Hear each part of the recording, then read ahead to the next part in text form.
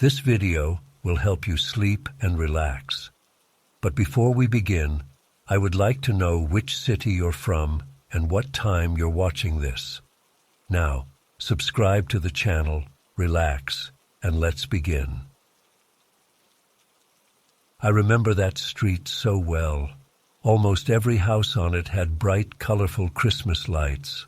The lawns had glowing reindeer, the roofs had strings of blinking bulbs, and the trees were wrapped in twinkling strands.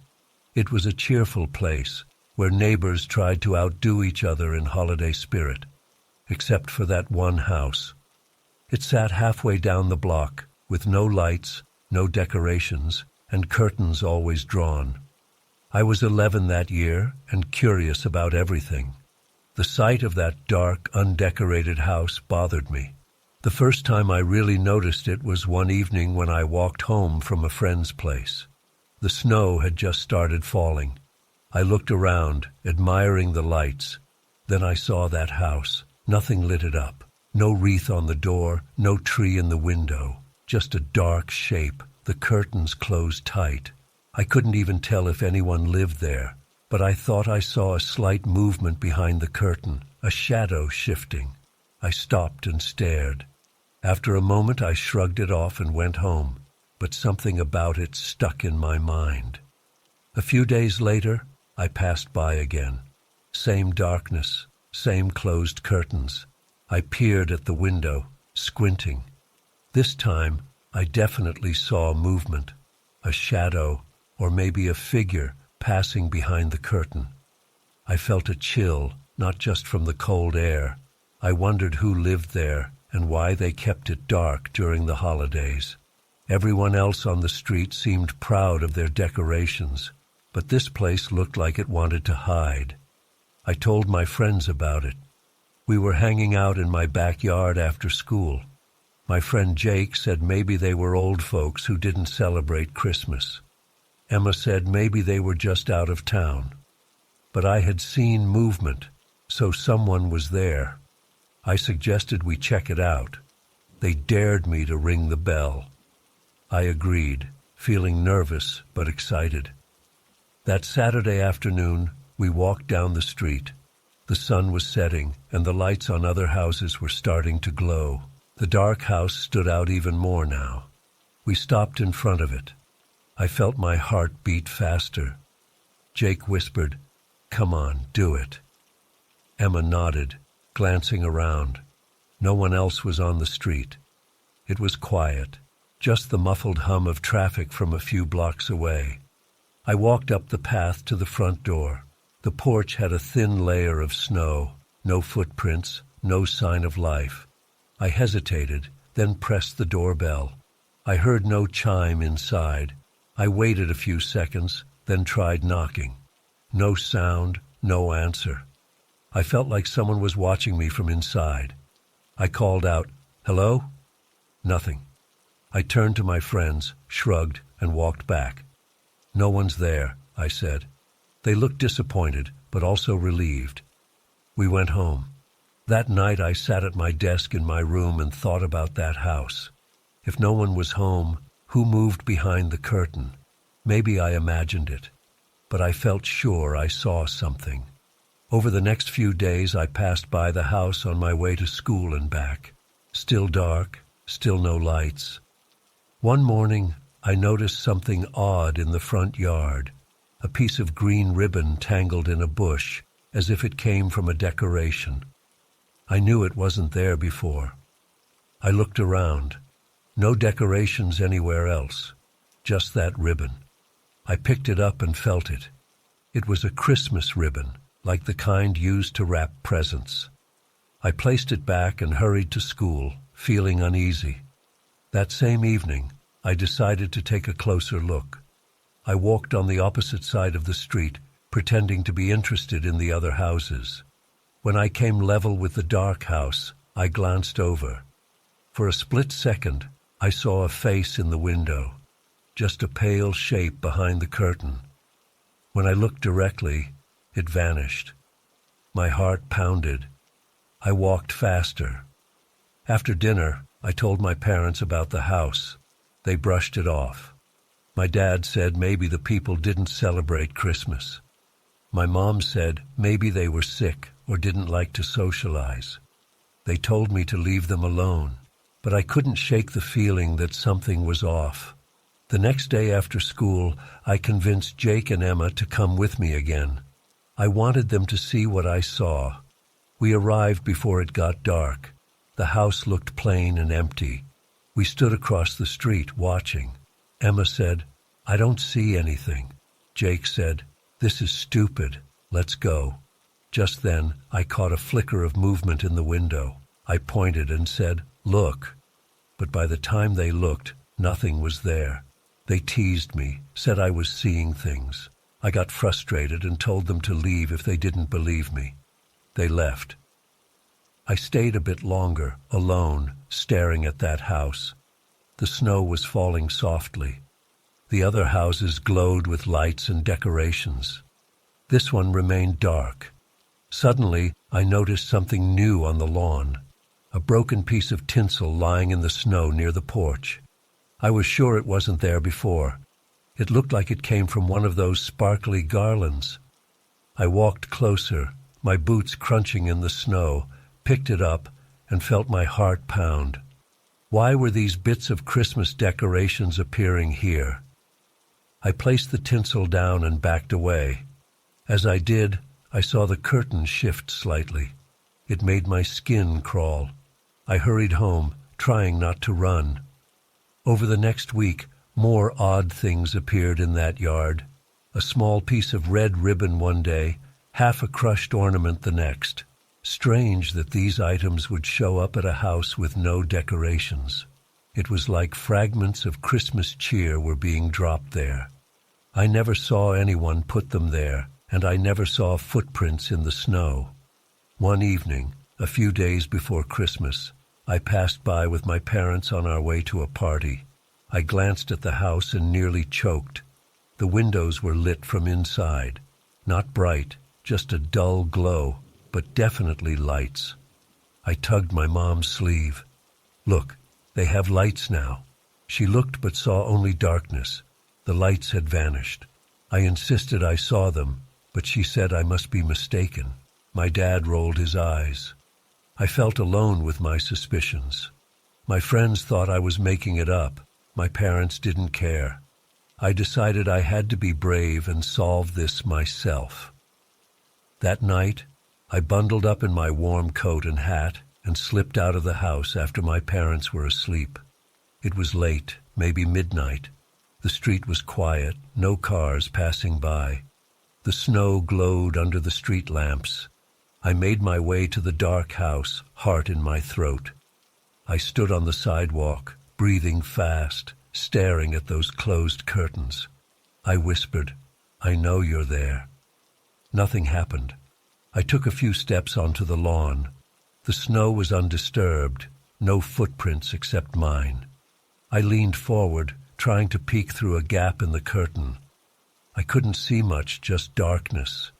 Then I noticed a faint reflection of Christmas lights, as if behind the curtain there was a decorated room hidden from view. I felt drawn in, like I needed to see more. I climbed onto the porch. My boots left clear prints. I pressed my ear against the door. Silence. I tried the doorknob. Locked. I knocked softly, then harder. No answer. My breath fogged the air. I realized how foolish I was, sneaking out alone at night. But I had to know. I walked around the side of the house, careful not to slip. A side window had a tiny gap in the curtain. I stood on my toes and looked in. Inside, I saw a dim outline of a Christmas tree, ornaments glinting softly. My heart leapt. They did have decorations inside. Why keep them hidden? I tapped the glass. "Hello?" I whispered. The tree lights flickered off and on, then went dark. I saw movement again, a shape crossing the room. I jumped back, tripping in the snow, falling onto my back. My coat got wet and cold. I scrambled up and ran home, terrified. Who was inside that house, and why did they hide their decorations like that? The next morning I went back with Jake and Emma. I told them what I had seen. They rolled their eyes but followed me, curious. We arrived at the house. I pointed out where I had stood, where I saw the tree through the curtain. But now it was daytime, and we couldn't see anything inside, just thick curtains. "Let's just knock again," I said. We went up to the door. I knocked loudly. No answer. Jake tried the doorbell. No sound. Emma peered in the window. "There's nothing," she said. I felt foolish. We were about to leave when Emma noticed something in the bush beside the porch. She pulled it out. It was a small ornament, a little bell with my name painted on it. My heart skipped. My name, clear as day, written in red paint. Emma stared at me.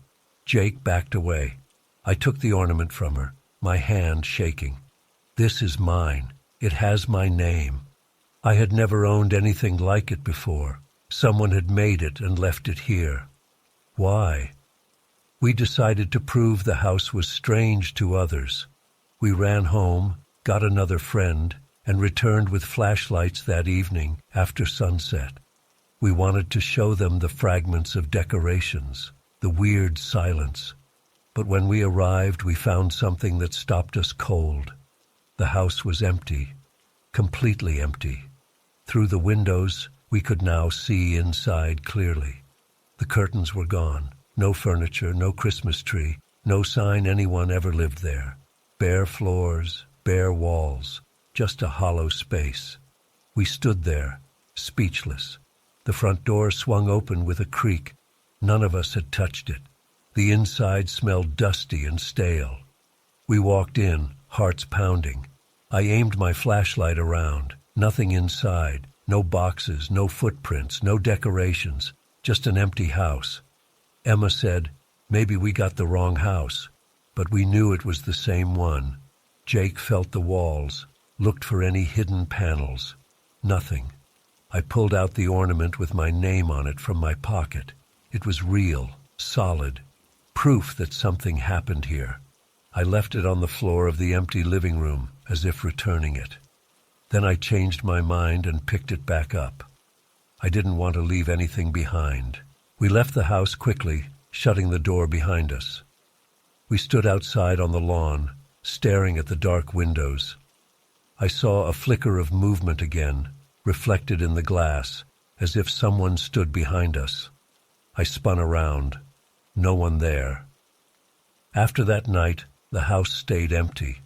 I checked every few days. It never changed. No lights, no curtains, no furniture. Just a vacant building. The neighbors said it had been on the market for months, no buyers. They said no one lived there this winter.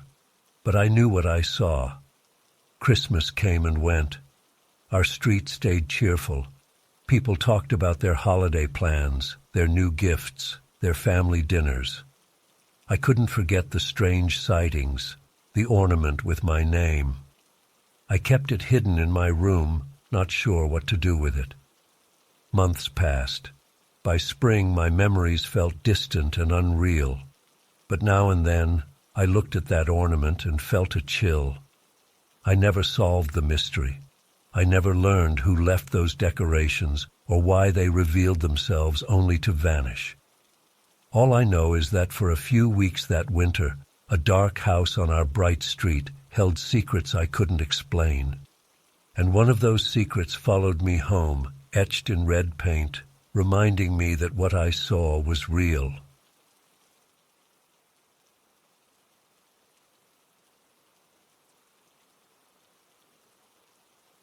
I remember the day I got that old radio. It was a gift from my uncle. He said it picked up rare transmissions and that I would find it interesting.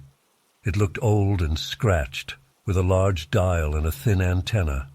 No brand, no labels. He said it came from a junk shop near the docks. I shrugged and thanked him, not thinking much of it. I put it on a shelf in my living room. It was early December, and the weather was cold. I lived alone in a small house near the edge of town. That night, out of curiosity, I turned the radio on. At first I heard static. Nothing unusual. I turned the dial slowly, searching for a station. The static shifted, and I caught faint voices. They spoke in a language I couldn't identify. The tone was strange. Sometimes it sounded like whispers, other times like distant yelling. I sat closer, holding my breath. I heard what sounded like wind, or maybe footsteps in snow. I listened for a while. Eventually I got creeped out and turned it off. The power knob felt stiff under my fingers. Over the next few days, I couldn't stop thinking about that strange transmission. I tried again the next evening.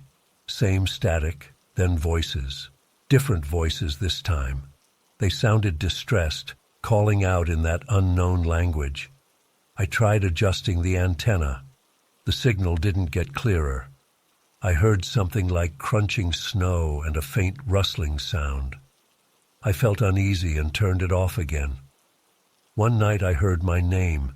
It came through the static, very clear. Someone said my name twice, then switched back to that unknown language. I froze. My chest tightened. I looked around my empty living room. The curtains were drawn. The heater hummed quietly. No one else in the house. The radio stayed on, crackling softly. I turned it off, feeling my heart pound. The next day, I decided not to touch the radio. I left it on the shelf. I tried to watch TV, read a book, do normal things. But my eyes drifted to that old device. I felt like it was waiting for me. That night, I heard it turn on by itself. I was in bed, half asleep, when a faint crackle came from the living room. I sat up, heart racing. I knew I had turned it off. I walked out there, feet cold on the floor. The radio was lit up, the dial glowing faintly. Voices again. The unknown language, wind sounds, steps in snow, then my name, spoken slowly. I unplugged the radio. The voices continued. I yanked the cord out of the socket. Still, the voices continued. I panicked, pulled the batteries out. There were none. Still, the voices. I grabbed it and slammed the power knob off. The voices finally stopped. I stood there, breathing hard. I decided to get rid of it. The next morning, I put the radio in a plastic bag and threw it in a dumpster behind a supermarket 2 blocks away. I felt lighter afterward. That night, I slept well. But in the morning, I found the radio sitting on my coffee table. My stomach dropped. I had locked the door. No sign of forced entry. I picked it up. It felt cold, as if it had been outside. I tried to convince myself that I was mistaken, that I hadn't really thrown it away, but I knew I had. That night, I locked the radio in a closet. I wrapped it in a towel, put it in a box, and pushed a chair against the closet door. I lay in bed, trying to forget it. Around midnight, I heard static drifting through the house. I covered my ears, breathing fast. After a while, I got up and checked the closet. The chair was still there, door closed. Inside, I found the radio on. The towel and box were on the floor. I turned the knob off. The voices cut out. I whispered, "Leave me alone," feeling stupid. Over the next days, it got worse. The radio would speak my name more frequently. It would ask for help in a quiet, trembling voice. Sometimes it just repeated my name over and over. I tried smashing it with a hammer in my garage. The metal dented, but the radio kept working. I tried submerging it in a bucket of water. It crackled, but after a minute, the voices returned. I even tried throwing it in a river outside of town. The next morning, it was back in my living room, dripping wet. I started sleeping with all the lights on. I pushed furniture against the doors. I stopped inviting anyone over. I couldn't explain this to anyone without sounding insane. Each night the transmissions got louder. The voices seemed to surround me. I heard crunching snow as if someone paced outside my window. I checked the windows, saw nothing. I heard the wind, but the night was calm. I heard whispers at my door, but no one was there. Christmas approached. My nerves were shot. I hadn't slept well in days. My throat was sore from breathing heavily. I stopped going to work. I just sat in my living room, watching the radio, waiting for it to do something. Sometimes I tried to leave the house, but I got too anxious. What if something happened while I was out? On December 23rd, the radio started calling my name in a pleading tone. It said, "Help me," in English this time. A thin, weak voice that sounded human. I asked, "Who are you?" It didn't answer. It just repeated my name and "Help me." The static crackled. I heard faint footsteps in the background. I pressed my ear to the speaker. The footsteps sounded like boots on snow. I imagined someone lost in a snowy wasteland, calling through the radio. But that made no sense. I yelled at the radio to stop. I hit it against the wall. It fell silent for a moment, then hissed and said my name again. I sobbed, feeling helpless. The night passed slowly. I sat with the radio unplugged, batteries non-existent, yet still it spoke. Occasionally, it mentioned my hometown, details about my childhood I never told anyone. It knew things about me. I shivered, wrapping a blanket around myself.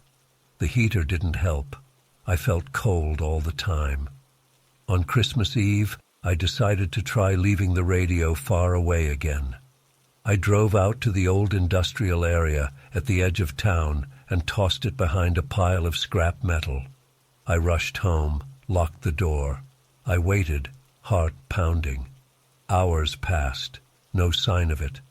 Maybe this time it wouldn't return. Around midnight, I heard it inside my house again. I found it sitting on the kitchen counter. My legs shook. I gripped the edge of the counter to keep from falling. I tried to speak calmly. "What do you want?" The radio hissed, static rising and falling. The unknown language returned, mixed with my name. I thought I heard laughter, faint and distant. I sat on the floor, holding my head. I wanted to run, but where would I go? If I left town, would it follow me? Probably. It kept coming back. I decided I would break every part of it. I took a crowbar and pried it open, tearing out wires and circuits. I snapped the antenna. I crushed the knobs. I reduced it to a pile of broken parts on the floor. Then I swept everything into a trash bag and tossed it into my fireplace. I poured in some lighter fluid and lit a match. The flames rose, flickering. I stood back, covering my mouth.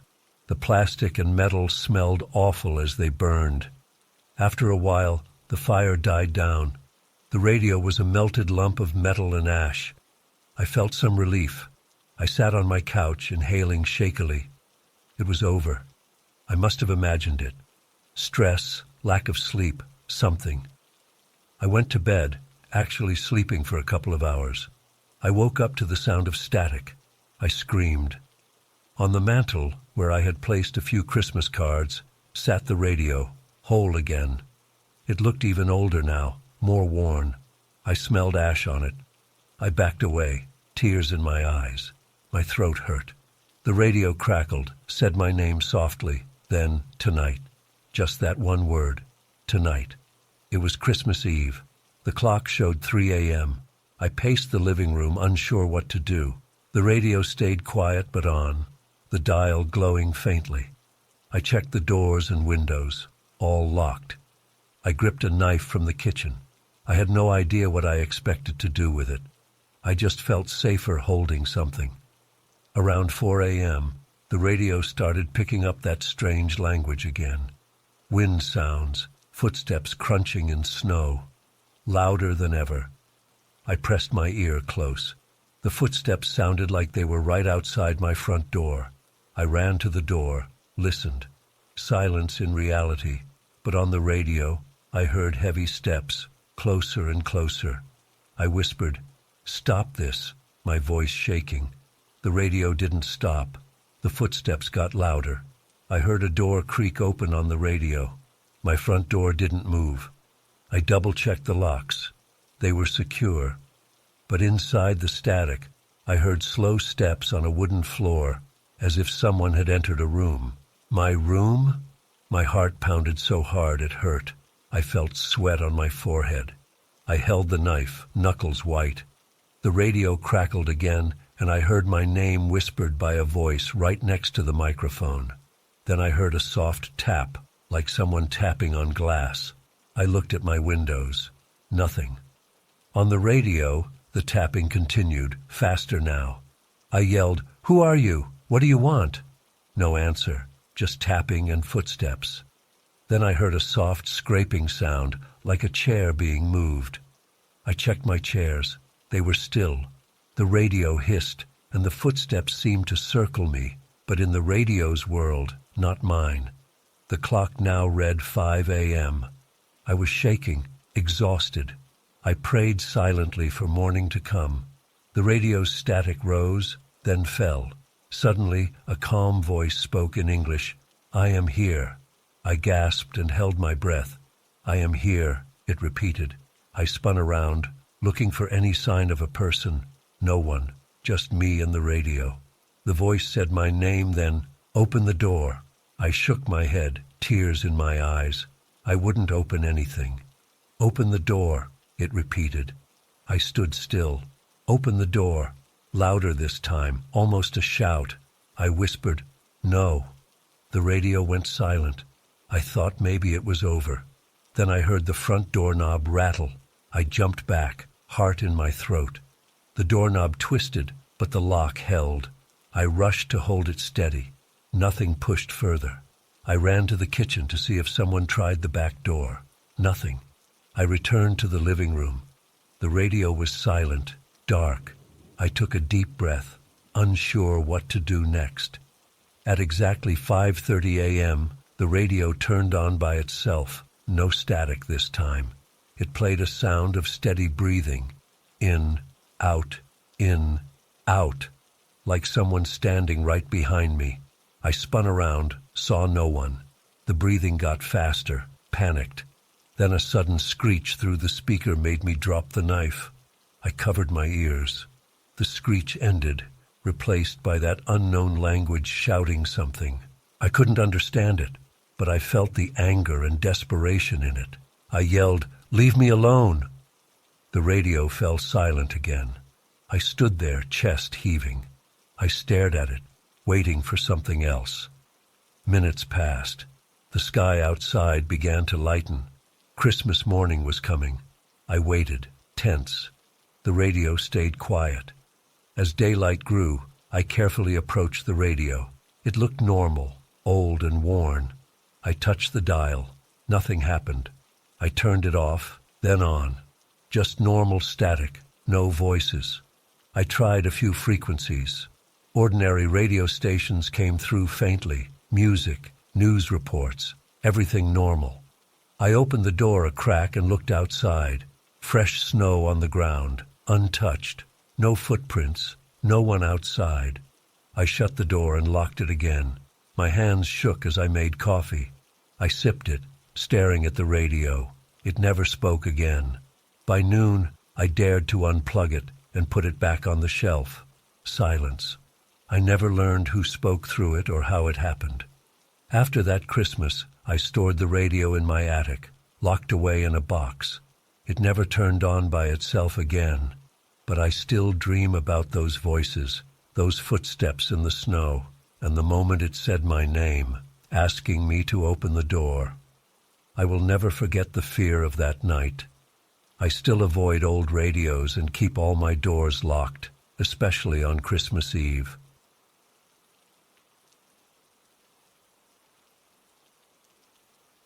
Remember the night the star went missing.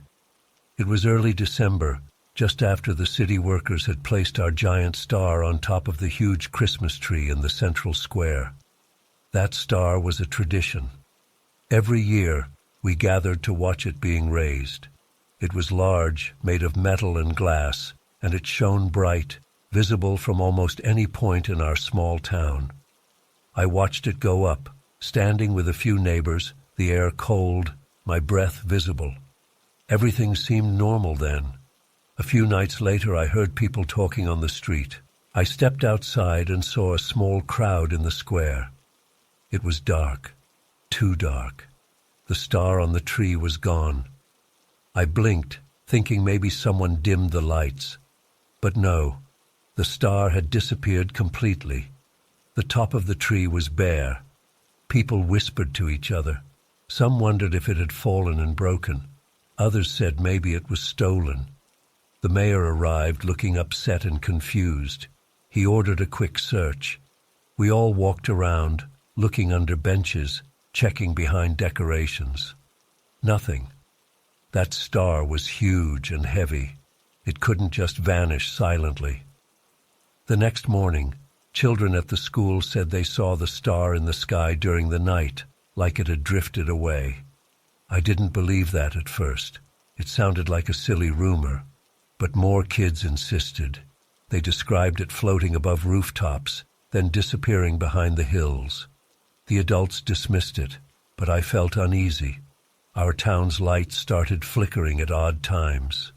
Streetlights blinked and went dark for a few seconds, then came back. My own kitchen light flickered while I made coffee. Neighbors mentioned missing objects. A lantern from a porch disappeared. A small garden statue vanished. Nothing big, just small items gone without explanation. We had no leads on the star.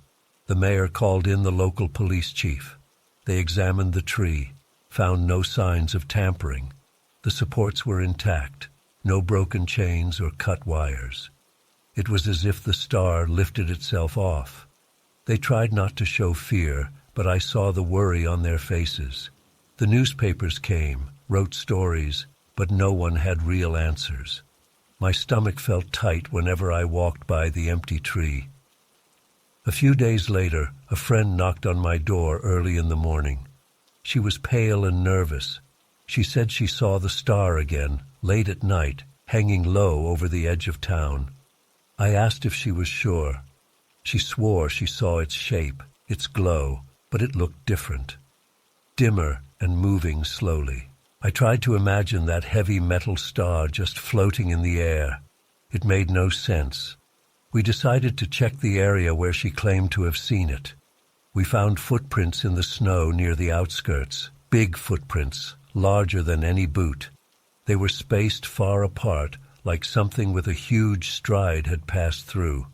We followed them until they ended abruptly at a fence. On the other side of the fence, the snow was untouched. It was as if whatever made them just vanished. We said nothing to each other. I felt sweat on my palms despite the cold. We hurried back to town, pretending it was no big deal. That evening, more lights blinked off around town. The power lines checked out fine. The electric company had no explanation. People locked their doors earlier than usual. The streets felt quieter. Children stayed indoors. Rumors spread fast. Some said the star had come alive. Others said something stole it and roamed the skies with it. I kept my curtains drawn and tried to watch TV, but the signal cut in and out. At one point, the screen went dark, and in the reflection, I thought I saw a faint shape outside my window. I turned quickly, but saw nothing. I felt my heart beating faster. As Christmas approached, the tension grew. More objects vanished. A large wooden sled from a front yard disappeared overnight. A big wreath from the church door went missing. People woke to find strange marks in the snow, as if something dragged heavy objects away. The mayor held a meeting, urging calm. He promised to find the star before Christmas Eve. But we had no leads. The police drove around at night, shining spotlights, finding nothing. One officer said he spotted a strange glow in the sky, but by the time he aimed his flashlight, it was gone. A group of us decided to stay up one night and watch the town from a hidden spot. We climbed onto the roof of a storage shed near the town center. It was cold. My toes went numb, and my breath fogged in the air. We took turns scanning the horizon. Around 2 a.m., one of us tapped my shoulder and pointed silently. I saw a faint glow above the far end of town. It flickered, moving slowly, like a lantern carried by a tall figure. We couldn't see clearly what it was. We climbed down and approached quietly, sticking to the shadows. As we got closer, the glow faded. We found nothing in that spot, but we did find more footprints, huge and deep. One friend pressed his hand into one print, and it was twice as long and wide as his hand. We said nothing, just stared at each other, our faces lit by a weak flashlight. I heard a faint sound above us, like a soft whoosh of air. I looked up at the dark sky, saw only stars and clouds, but my neck tingled. I felt watched. On December 24th, Christmas Eve, the mayor arranged for a new star, a smaller one, to be placed on the tree. He wanted to restore some cheer. The workers climbed up, attached it, and plugged it in. It glowed feebly, nothing like the original. People gathered in the late afternoon, trying to smile and pretend everything was normal.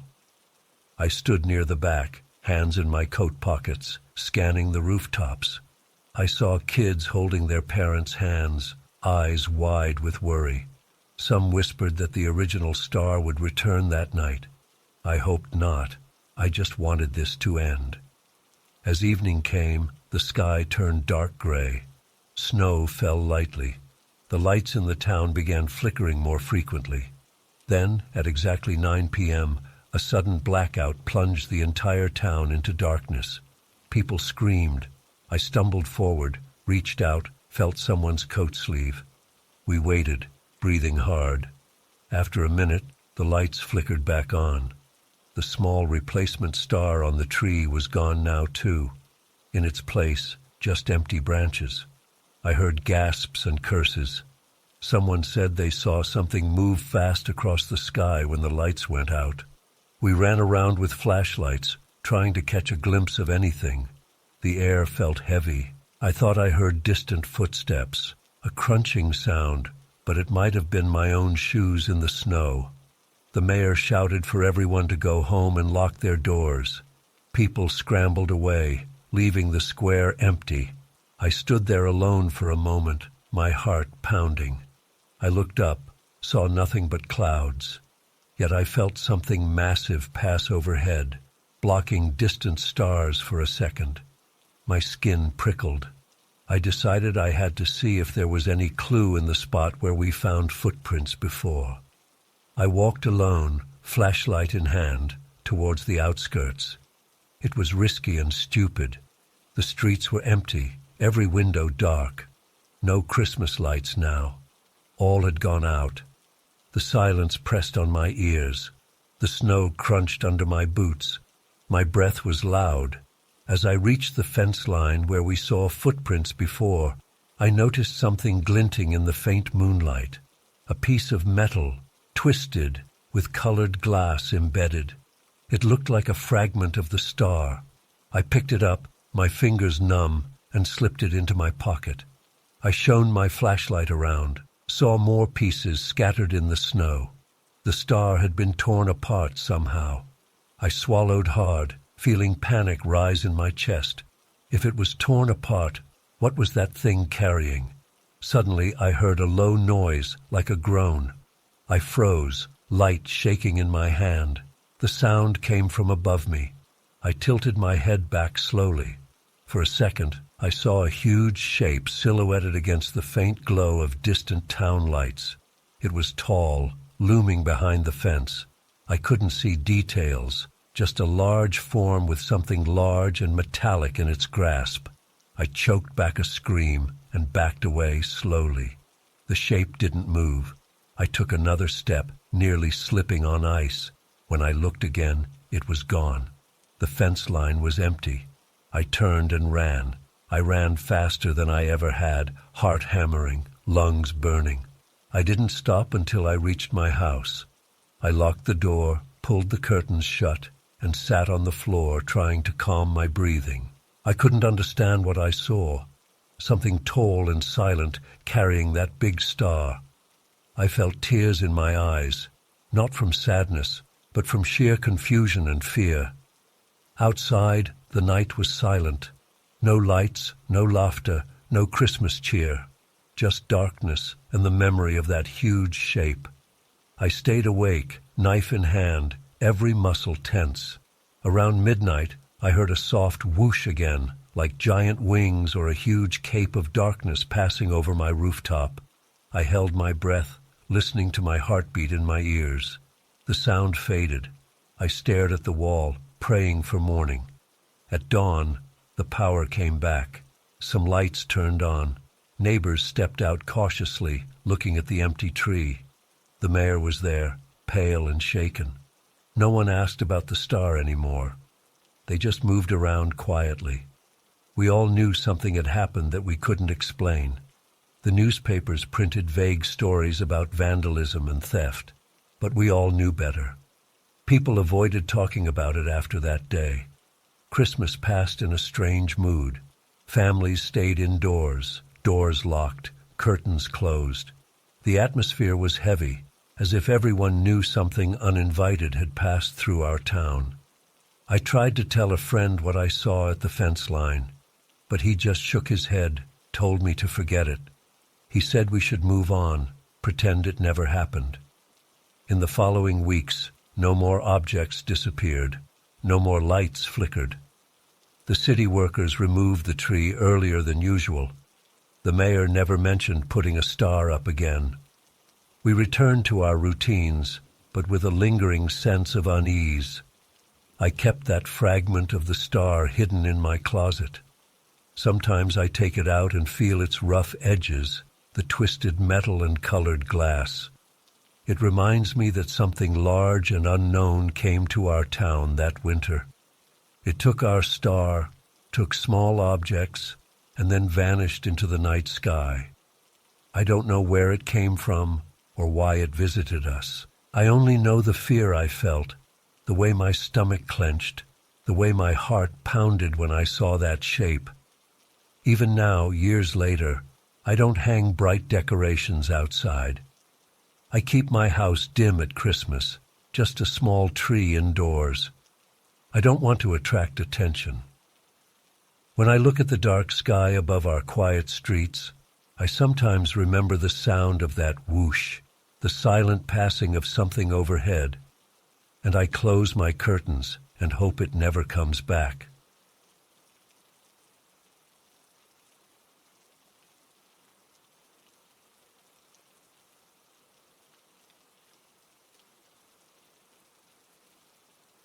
I found the wrapping paper in my attic a few weeks before Christmas. I had gone up there to look for some old ornaments.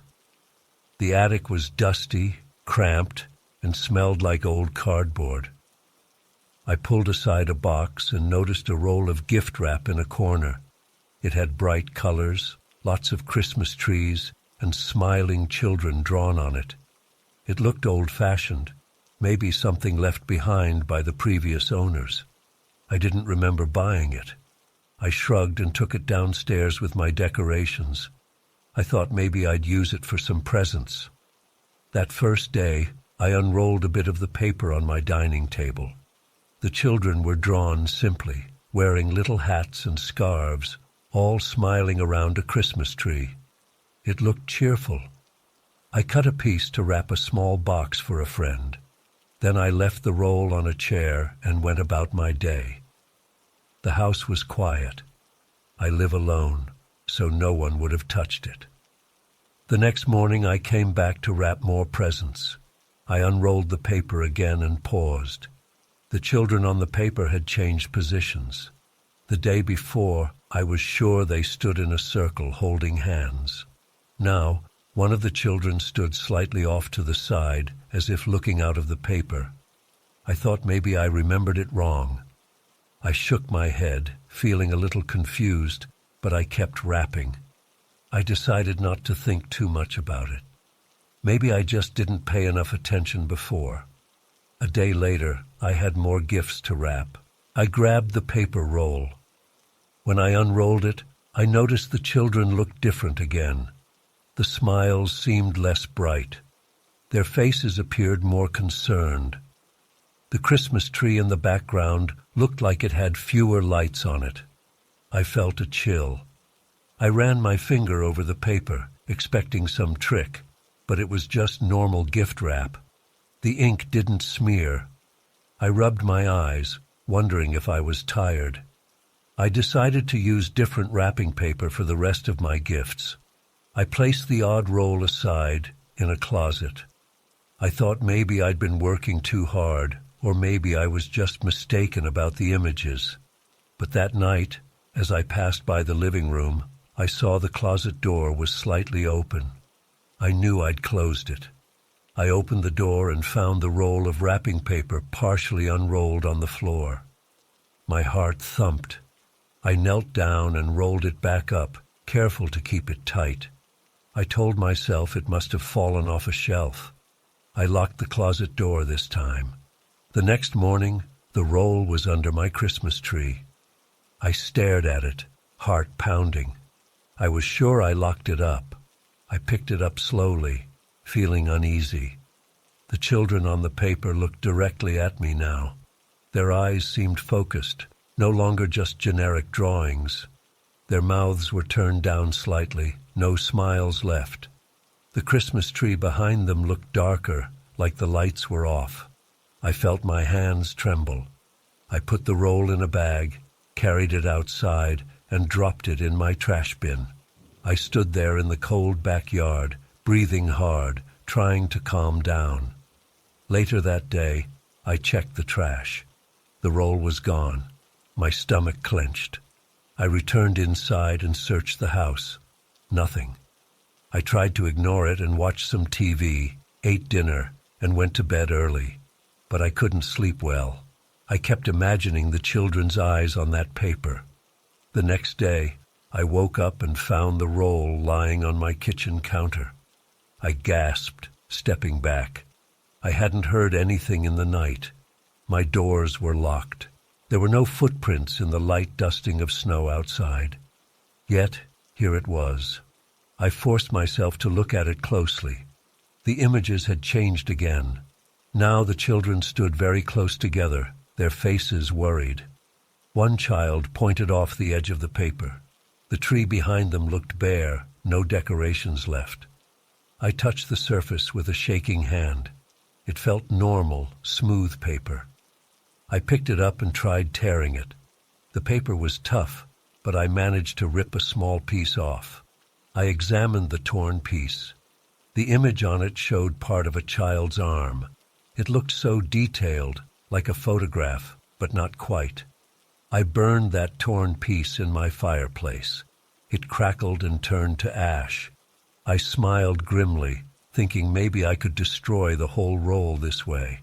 I returned to the kitchen counter, grabbed the roll, and marched to the fireplace. I fed it in, bit by bit. The paper resisted tearing sometimes, but I kept at it. Soon, the entire roll was burning. I watched flames curl around the drawings, the children's faces twisting in the heat. After it was all ash, I poked it with a poker. Nothing remained but gray powder. I cleaned the hearth and felt relief. I sat on the couch, breathing slowly. I told myself it was over. Whatever weirdness that was, it was gone. I had lunch, watched TV, tried to forget. That night, I heard a scratching sound upstairs. I grabbed a flashlight and headed up. The sound came from the attic. I rarely go up there except to store old boxes. My heart pounded as I climbed the ladder. The attic was dark and musty. I shone the flashlight around. The floorboards creaked under my feet. At first I saw nothing unusual, just boxes and old junk. Then I noticed something on the far wall, a faint pattern, like printed images. I moved closer, my hand shaking with the flashlight beam. On the attic wall, I saw the same children from the wrapping paper. Their images were faint but visible, as if printed directly onto the wooden boards. My mouth went dry. I reached out and touched the wall. The images felt smooth and slightly cold. As I watched, they seemed to shift. The children looked scared now, their eyes wide. The Christmas tree behind them was almost gone, just a faint outline. I stepped back, nearly tripping over a box. I ran down the ladder, shut the attic door, and leaned against the wall, breathing hard. I had burned the paper. How could the images be on the attic wall now? I considered leaving my house, checking into a hotel. But it was late. It was winter. I tried to calm myself. Maybe I was hallucinating. Maybe I was too stressed. I made some tea and tried to watch a movie. The TV picture flickered. For a moment, I thought I saw one of the children's faces appear in the static. I turned the TV off, heart pounding again. I needed to see if the images were still up there. Maybe I imagined it. I grabbed my camera and returned to the attic. The images were still there, clearer now. The children looked directly at me. Their little faces showed fear or pleading. I couldn't tell. The tree was completely gone, just empty space behind them. I took a photo with my camera, hoping to prove I wasn't crazy. The flash lit up the attic, and I swear I saw one of the children blink. I stumbled back, swearing out loud.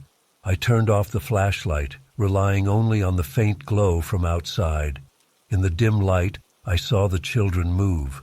Very slowly, like a sequence of frames, they inched closer to me on the wall. I screamed and rushed down the ladder, slamming the attic door shut. I pushed a chair under the handle and ran to my bedroom, locking the door. I lay in bed, trembling, listening for any sound. The house was quiet, except for my racing heartbeat. I didn't sleep well. I woke up early, feeling tired and jittery. I decided to call someone, but who would believe me? I thought about calling a friend, but what would I say? I have moving pictures of children on my attic wall that came from a cursed wrapping paper roll. They'd think I lost my mind. I forced myself to eat breakfast. The toast tasted like cardboard. I went outside and walked around the house. The morning air was cold, my breath fogging. I looked up at the attic window. Nothing strange from outside. I considered leaving, selling the house, anything to escape this. But I needed to check again. Maybe the images vanished in daylight. I climbed back up to the attic, heart hammering. The images were still there. Now the children were pressed right against the surface of the wall, as if trapped behind a thin layer. Their eyes followed me as I moved. One child reached a hand forward. I saw the tiny fingers move, pressing against the wood from inside. I screamed and hurled a box at the wall. The image flickered, but the children remained. I yelled at them, asking what they wanted. No answer, just their silent, moving faces. I tried scratching at the wall with a screwdriver, hoping to scrape off the image. The wood resisted me. No matter how hard I scratched, no paint or paper peeled away. The images were inside the wood somehow.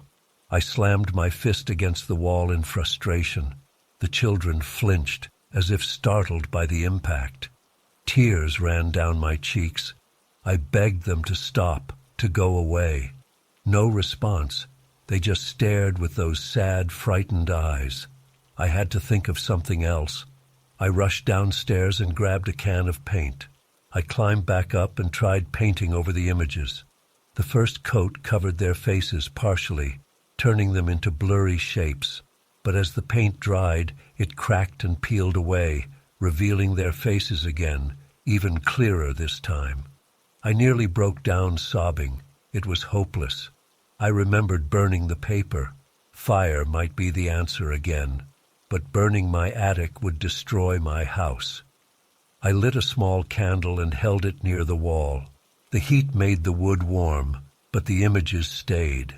I didn't dare start a real fire up here. That would endanger me and possibly spread to the rest of the house. I stumbled downstairs, feeling dizzy. My head pounded.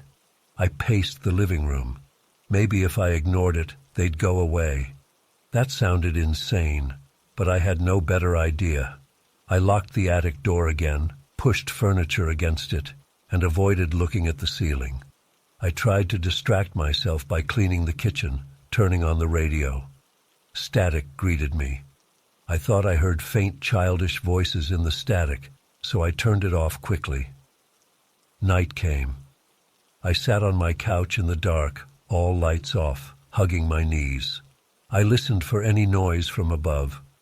Around midnight, I heard a faint scraping sound. It came from the attic door. I clenched my teeth, trying not to scream. The scraping continued, slow and steady, like tiny fingernails on wood. I shouted, "Leave me alone!" The noise paused, then resumed. I grabbed my flashlight and my car keys. I decided to leave, at least for the night. I ran to the front door, unlocked it, and stepped outside. The winter air bit my face. I looked up at the attic window. In the faint moonlight, I saw shadows moving behind the glass, tiny shapes shifting. I drove to a motel in town and got a room. I spent the night staring at the ceiling, half expecting the children to appear there too. They didn't, but I slept poorly. In the morning, I returned home. I opened the front door slowly. The house was silent. I checked the attic door. It was still barricaded. I waited a long time before I moved the furniture aside. With shaking hands, I opened the attic door and climbed up. The walls were covered now, not just one section. The images spread across every surface. The children were everywhere, hundreds of them, all staring at me. Some looked angry, others terrified. Many reached out with tiny hands, pressing against the wood. I screamed and stumbled down the ladder, slamming the door shut. My chest tightened. I gasped for air. I realized I couldn't stay here. I couldn't fix this. The house belonged to me, but it was no longer safe. Something impossible had taken over. I grabbed a suitcase and stuffed in clothes and some personal items. I didn't care about the rest. I'd call someone later, maybe a priest, maybe a demolition crew. But I couldn't live here. As I left, I noticed the Christmas tree in the living room. Under it, a small square of paper lay on the floor. I approached it slowly. It was a piece of that wrapping paper, a small scrap that must have survived the fire. It showed one child's face, eyes wide and sad. I picked it up with trembling fingers and stuffed it in my pocket without thinking. I just wanted it out of sight. I locked the front door and got in my car. I drove away without looking back. I don't know what will happen to that house now. Maybe someone else will find those images someday. Maybe they'll fade over time. But I'm not going back. I can still see those children's eyes when I close my own. I can still feel their silent pleas. I'll find a new place to live, far away, and try to forget that cursed wrapping paper and what it did to my home.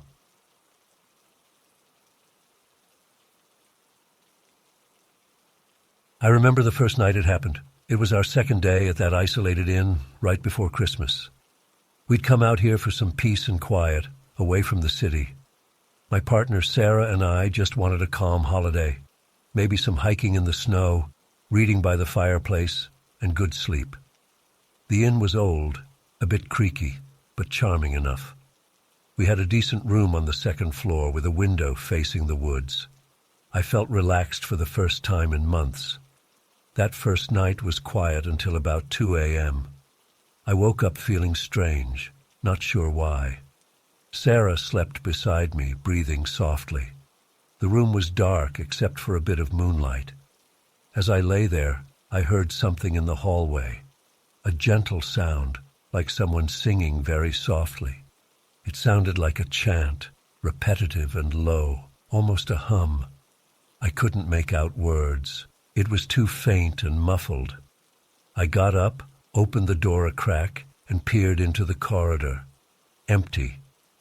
The sound drifted, maybe coming from the far end of the hall. I thought maybe another guest was humming to themselves. I didn't want to bother anyone, so I closed the door and went back to bed.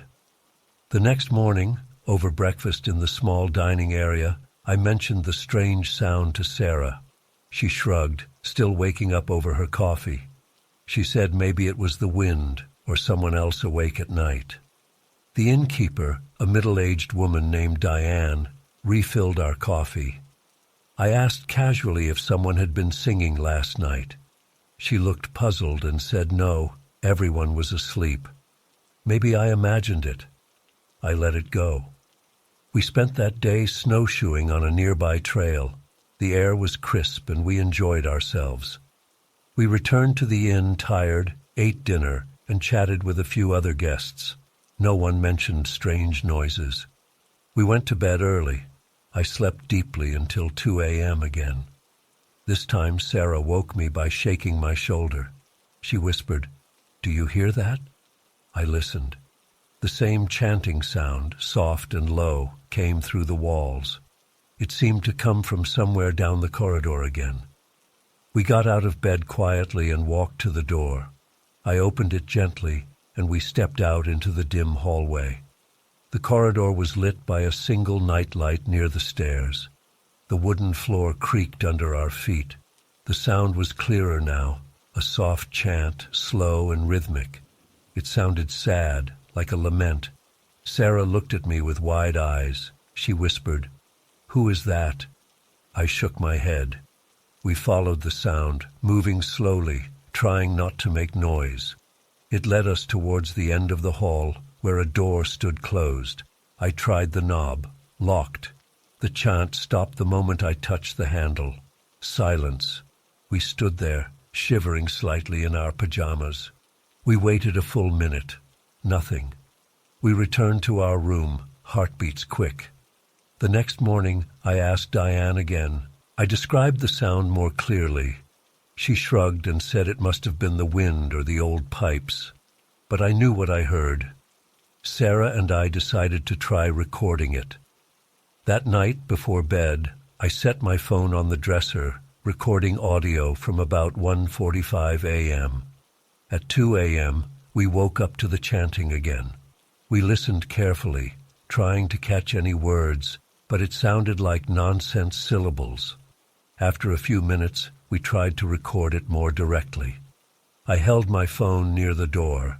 The sound continued, but always faint, always just beyond the locked door at the end of the hall. When morning came, I played the recording. Nothing, just silence and a bit of static. I frowned. Sarah listened too. The chanting we heard so clearly didn't show up at all. She stared at me, unsettled. "This is creepy," she said. I nodded. We decided to ask a different staff member. We found a younger receptionist, Emily, who handled afternoon shifts. She looked nervous when we mentioned strange sounds. She said maybe it was the wind outside, bouncing off the old walls. I pressed her. I mentioned the locked door. She looked away, said that door led to a storage room that no one used. I asked if we could see inside. She said she didn't have the key and changed the subject. Something was off. That afternoon, I waited until most guests were out, and Sarah and I quietly explored the second floor. We tried every key we had. Room key, a spare I found in a drawer downstairs, but none worked on the locked door. I gently pressed my ear against it. Silence. No chanting now, just the muffled creaks of an old building. At dinner, we overheard a guest talking to Diane about the inn's history. The guest asked if it was true someone vanished years ago. Diane laughed it off, said just rumors. My ears perked up. I approached after the guest left. I asked Diane politely about the inn's past. She seemed uneasy. She told a brief story. Decades ago, a guest disappeared during the holidays. The search found no trace. Some say he left in the night, others say he never left at all. She insisted it was just a story. but I noticed her hand trembling slightly when she refilled my water. That night, we prepared again. 2 a.m. came, and right on time, the chanting started. Sarah and I slipped into the hallway quietly. We approached the locked door. The chanting got louder as we neared. I tried to speak softly through the door. "Hello? Who's there?" The chanting continued without pause. I knocked. It stopped immediately. Total silence. Sarah's face looked pale. We stood there, unsure what to do, before returning to our room, frustrated and scared. On the fourth night, we decided to follow the sound at the exact moment it started. As soon as we heard the first note of that chanting, we jumped out of bed, threw on slippers, and rushed into the hall. The chanting led us again to that door. This time, we heard something else too, like a soft shuffle of feet on a wooden floor behind that door. I whispered to Sarah that maybe someone was in there. She squeezed my arm, her nails biting into my skin. I felt sweat on my forehead. I tried again. "Who are you? Do you need help?" Silence. I pressed my ear to the wood. I heard breathing, slow and steady on the other side. Sarah tugged my arm, signaling we should go. I nodded, heart pounding. We went back to our room and locked the door. We tried to sleep but couldn't. Around 3 a.m., I got up to get some water from the bathroom. As I passed the window, I saw something move in the courtyard below. A figure walking slowly, but when I looked closer, there was no one there. Just a trick of the moonlight. I felt on edge, jumpy at every sound. The next morning, I cornered Emily, the receptionist, and demanded answers. She looked frightened. She finally said, "I don't know much, but that room used to be a guest room decades ago. The guest who vanished stayed there. After he disappeared, they locked it. They say at night you can hear him singing some old chant." I asked why no one warned us. She just shook her head and said Diane doesn't like to talk about it. We decided to cut our stay short and leave the next day.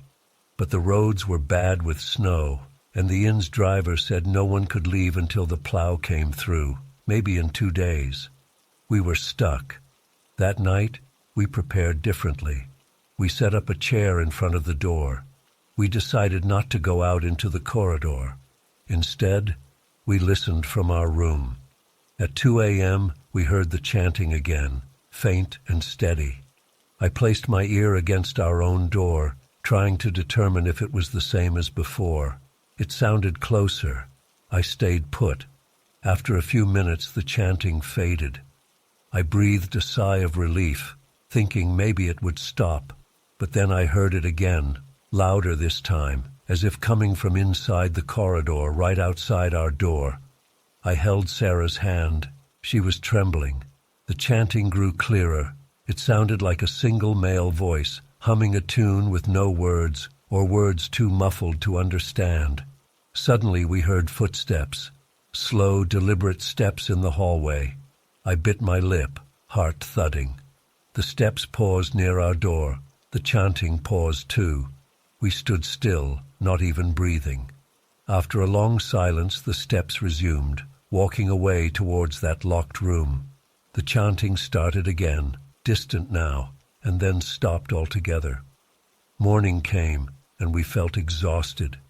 Diane pretended everything was normal. I said we wanted to leave. She said the road wasn't cleared yet. I almost screamed in frustration. Another guest, an older man, approached me quietly and said he once heard rumors that the vanished guest was some sort of traveling performer who sang old hymns. He said people claim his voice still echoes in the halls.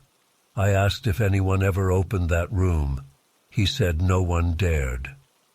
That evening after dinner, Sarah and I agreed on a plan. We would try to pick the lock. I had a small multi-tool. Around midnight, we snuck out into the hall.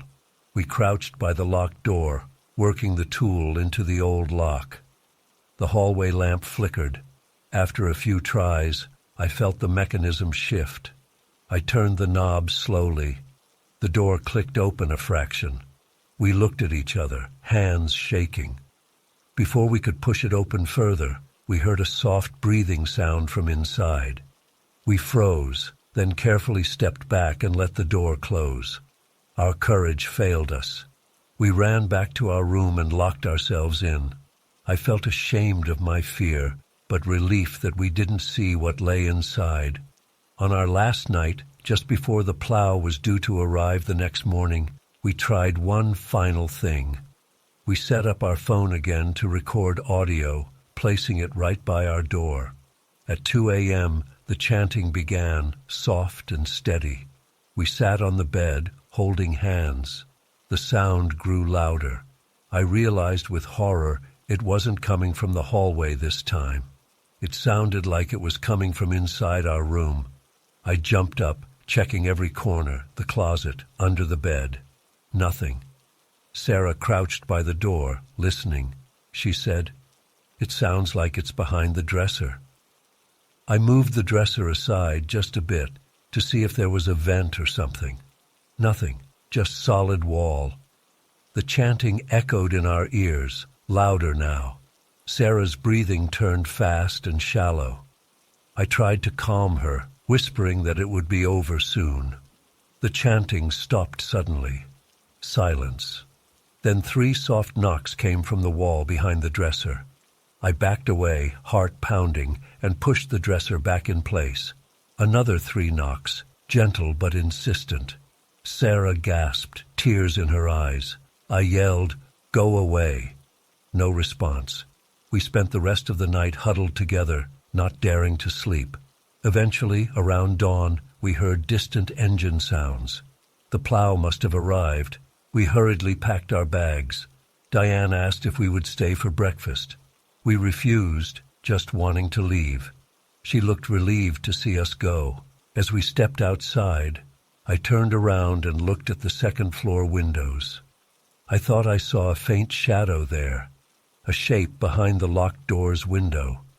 But the curtains were drawn, and maybe it was just my imagination. We loaded our car and drove away, leaving that old inn behind. Later we checked the phone recordings. Just static again, no chanting, no knocks. But we know what we heard and felt. I still think about those nights sometimes, especially on cold winter evenings. Sarah refuses to discuss it. I understand why. We went there looking for peace and quiet, and instead we stumbled into something we can't explain. We never returned to that inn. I doubt we ever will. And I still wonder who or what was chanting in that dark corridor at 2 a.m., and why it followed us into our own room on the last night. I guess some mysteries should stay locked behind old doors. We were lucky to leave when we did.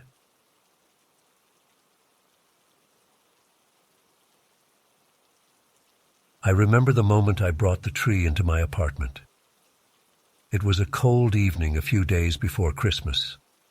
I had just moved to a new neighborhood. The small living room felt too empty, and I wanted something festive. I bought the tree from a pop-up market in a parking lot near my building. The seller was an older man with quiet eyes. He asked if I wanted help carrying it inside, but I said no. I like doing things myself. My apartment was on the second floor. It had beige walls, a slightly worn carpet, and a few lamps. I dragged the tree through the hallway, careful not to scratch the paint on the walls. My door was at the end. Inside, I had a couch, a coffee table, a television, a bookshelf, and a couple of boxes I still had not unpacked since moving in. I placed the tree near the window, then closed the door. I turned on the overhead light. The branches smelled fresh. A few needles fell on the floor. I knelt down and tried to straighten the trunk in the stand. While adjusting the branches, I noticed something crumpled between them. It was a piece of paper. I pulled it out and held it close to my face. It looked like a note. The handwriting was neat, but the ink had smeared a bit. I read the words twice. It said something like, I need help. You don't know me, but I know you. I know you live alone. I know your schedule. I know you shop at the market on the corner every Wednesday. Please do not ignore this." My heart beat faster. I stood up and looked around my apartment. The note felt like a prank. Maybe a kid put it there. Maybe the old seller at the lot was playing a joke. But the note mentioned my schedule, the store on the corner. I did shop there every Wednesday. It mentioned I lived alone. That was also true. I walked around the tree, peering between the branches, trying to see if there was more. Nothing else. I folded the note and put it in my pocket. I felt uneasy. I tried not to think too hard about it. I locked my door and checked the windows. I put on some music and tried to focus on something else. The next morning, I woke up early. I had a headache. I made coffee. I glanced at the tree. I felt strange, remembering the note. I decided to ignore it. I vacuumed the needles around the base. Then I went to work. I am a receptionist at a dentist's office about 20 minutes away by bus. The day passed slowly. I felt distracted. I kept checking my phone, expecting some sort of text message. Nothing arrived. When I came home that evening, I saw something else. Another piece of paper stuck in the branches of the tree.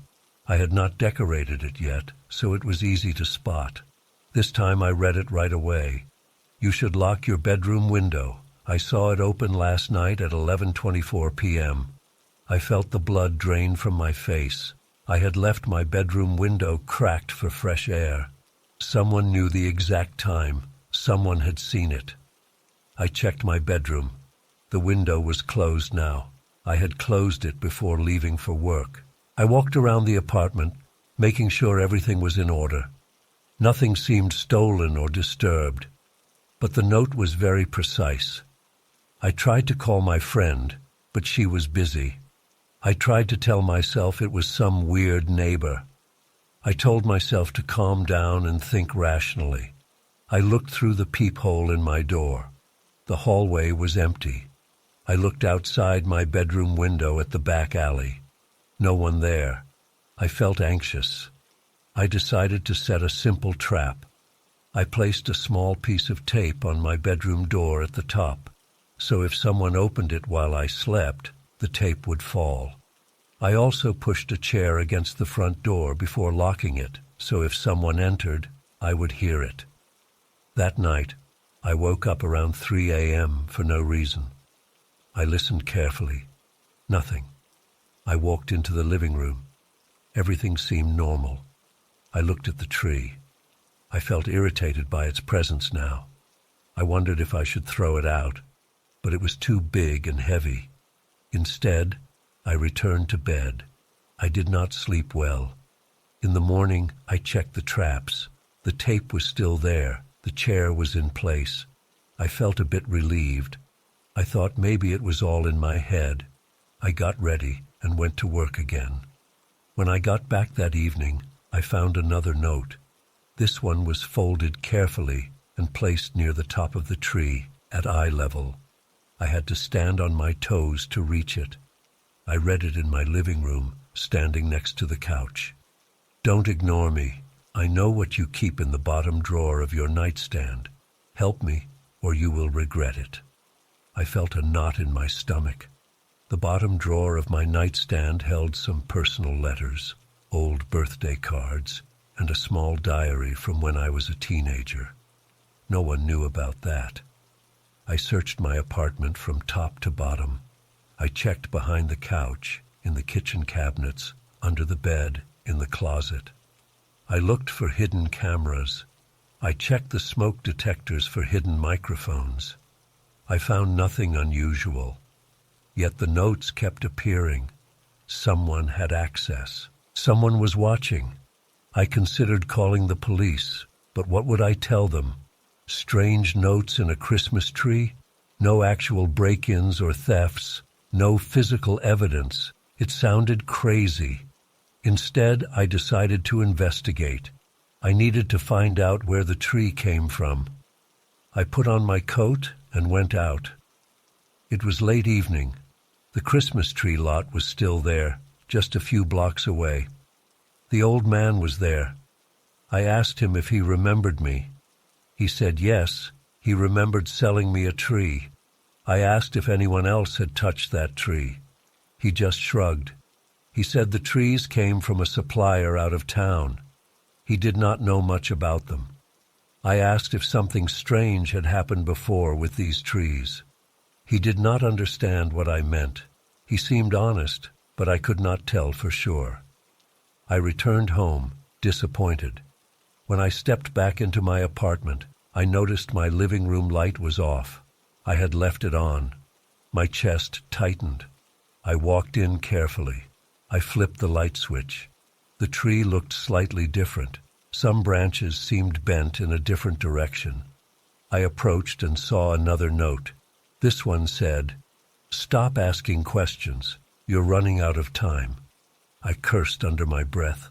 I went to my front door and double-checked the lock. It was still locked. My windows were locked. No sign of forced entry. I felt scared. My body was tense. My mouth was dry. I realized whoever this was might have a key. Maybe they had lived here before and never returned it. I grabbed a chair and shoved it under the doorknob. I did the same for my bedroom door. I wanted to make it harder for anyone to enter. I slept poorly again. I jumped at every sound. The building's heating system made pipes creak. The neighbor upstairs moved a chair at midnight. I heard a distant car alarm at 2 a.m. I could not relax. I dozed off just before dawn. The next day, I decided to take matters into my own hands. First, I checked the entire apartment again for any sign of intrusion. Then I searched the tree thoroughly. I moved branches aside, shook them, checked for hidden compartments. I found a small piece of brown twine tied deep inside. It did not mean anything to me. I cleaned up fallen needles. I vacuumed. I tried to remove the tree from the stand to inspect the trunk, but it was heavy and awkward. In the afternoon, I received a delivery, a small package at my door. I did not recognize the sender. Inside was a simple Christmas ornament. It was just a red ball with gold stripes. There was a note inside the box. "Put this on the tree, or something bad will happen." I threw the ornament on the couch and paced the living room. I looked out the window at the street below. People were walking around, doing holiday shopping, acting normal. I felt isolated. I felt targeted. I did not know who was doing this. My heart was pounding. My hands were sweaty. I decided to place the ornament on the tree to see what would happen. Maybe it was a clue. I hung it on a low branch. Nothing happened immediately. I checked every corner of the apartment again. Everything was quiet. As evening came, I turned off the TV, turned off the lights, and watched the tree from the darkened couch. I waited, breathing quietly. Around midnight, I heard a soft scraping sound near my front door. I jumped up and turned on a lamp. Silence. I walked to the door, looked through the peephole. No one outside. I listened carefully. My ears rang with tension. I walked back and forth in the living room, not knowing what to do. Then I saw another piece of paper at the base of the tree. I swear it was not there a minute earlier. It said, "Check the old boxes in your closet. You missed something." I felt anger rise in my chest. I marched to my bedroom closet, pulled out the boxes I had not unpacked yet. I opened them one by one. Clothes, old shoes, papers, books. Then I found a small envelope with no address. I did not remember packing it. Inside was a photo. It showed my apartment's living room from a strange angle, like someone took the photo from the ceiling corner. In the background, I saw myself standing by the couch.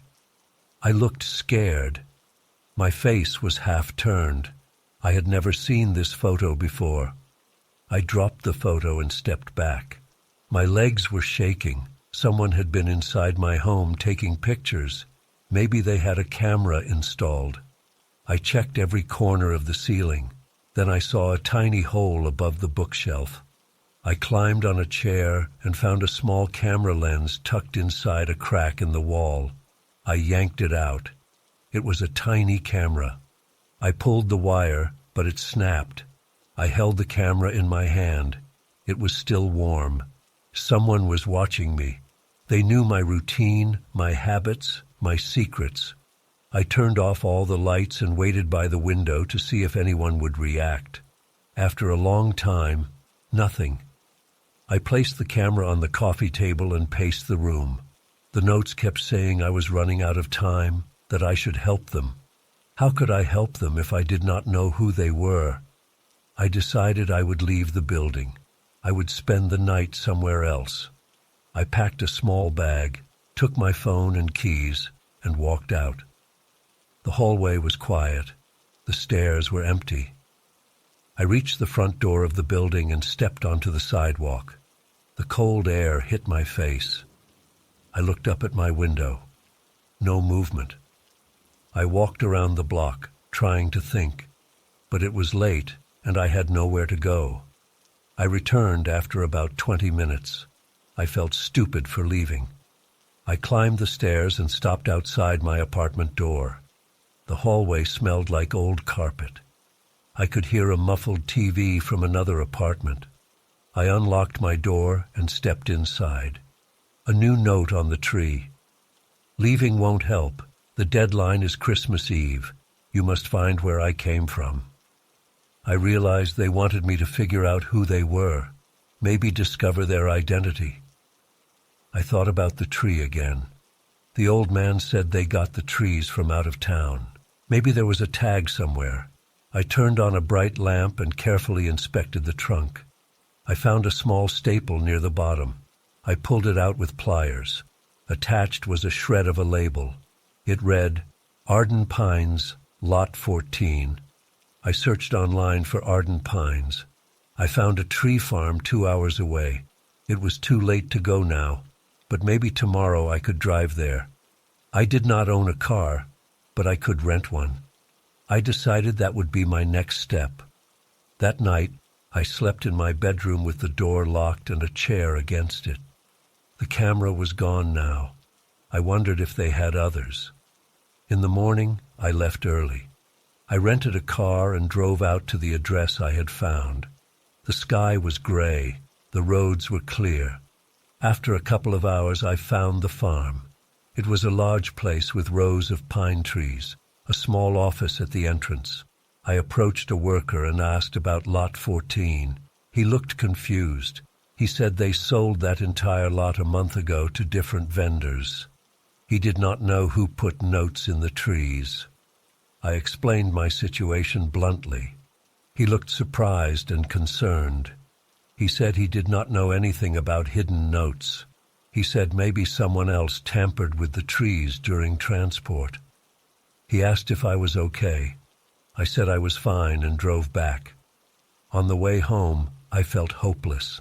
I had no solution. The note said Christmas Eve was a deadline. That was tomorrow night. What would happen then?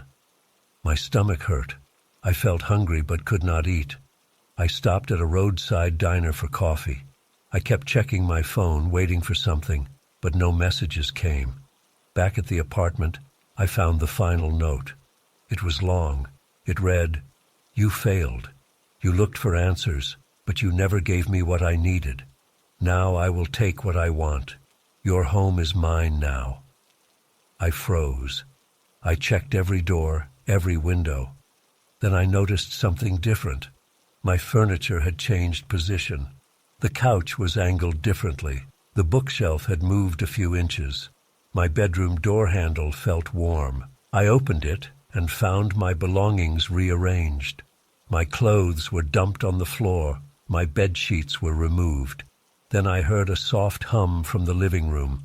I turned to see a figure standing by the tree. They wore dark clothes and a hood pulled low. I could not see their face. They turned off the lights. The red ornament glowed faintly in the darkness. I felt my heart pounding. The figure moved silently toward me. I backed into the bedroom. I reached for my phone, but my hand was shaking. The figure whispered, "You had your chance." I felt my throat tighten. I tried to speak, but no words came out. The figure walked past me, headed to my front door. They unlocked it as if they had their own key. They left, closing the door behind them. I ran to the door and opened it, but the hallway was empty. I looked down at my hands. I was shaking. I locked the door and turned on all the lights. The tree stood there, silent. No new notes. The ornament still on its branch. I realized that whoever it was had been inside the whole time, controlling things, planting notes, watching. They wanted me to play their game. I did not know what help they expected. I only knew I was too late. It was Christmas Eve now. My apartment felt different, as if it belonged to someone else. I sat down on the floor, staring at the tree. I tried to breathe evenly. I turned on the TV for noise. I waited for something else to happen. Nothing did. Eventually, I stood up and packed a bag. I did not want to stay here. I left the building and did not look back. I walked away, leaving the tree and its secrets behind.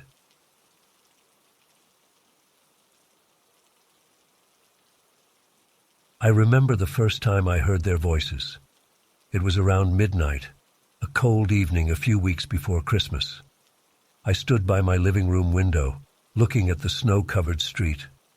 I had moved to this small village only a month ago. I wanted some peace. The village seemed perfect. Then I heard the singing. High, soft voices, almost whispering but still carrying through the air.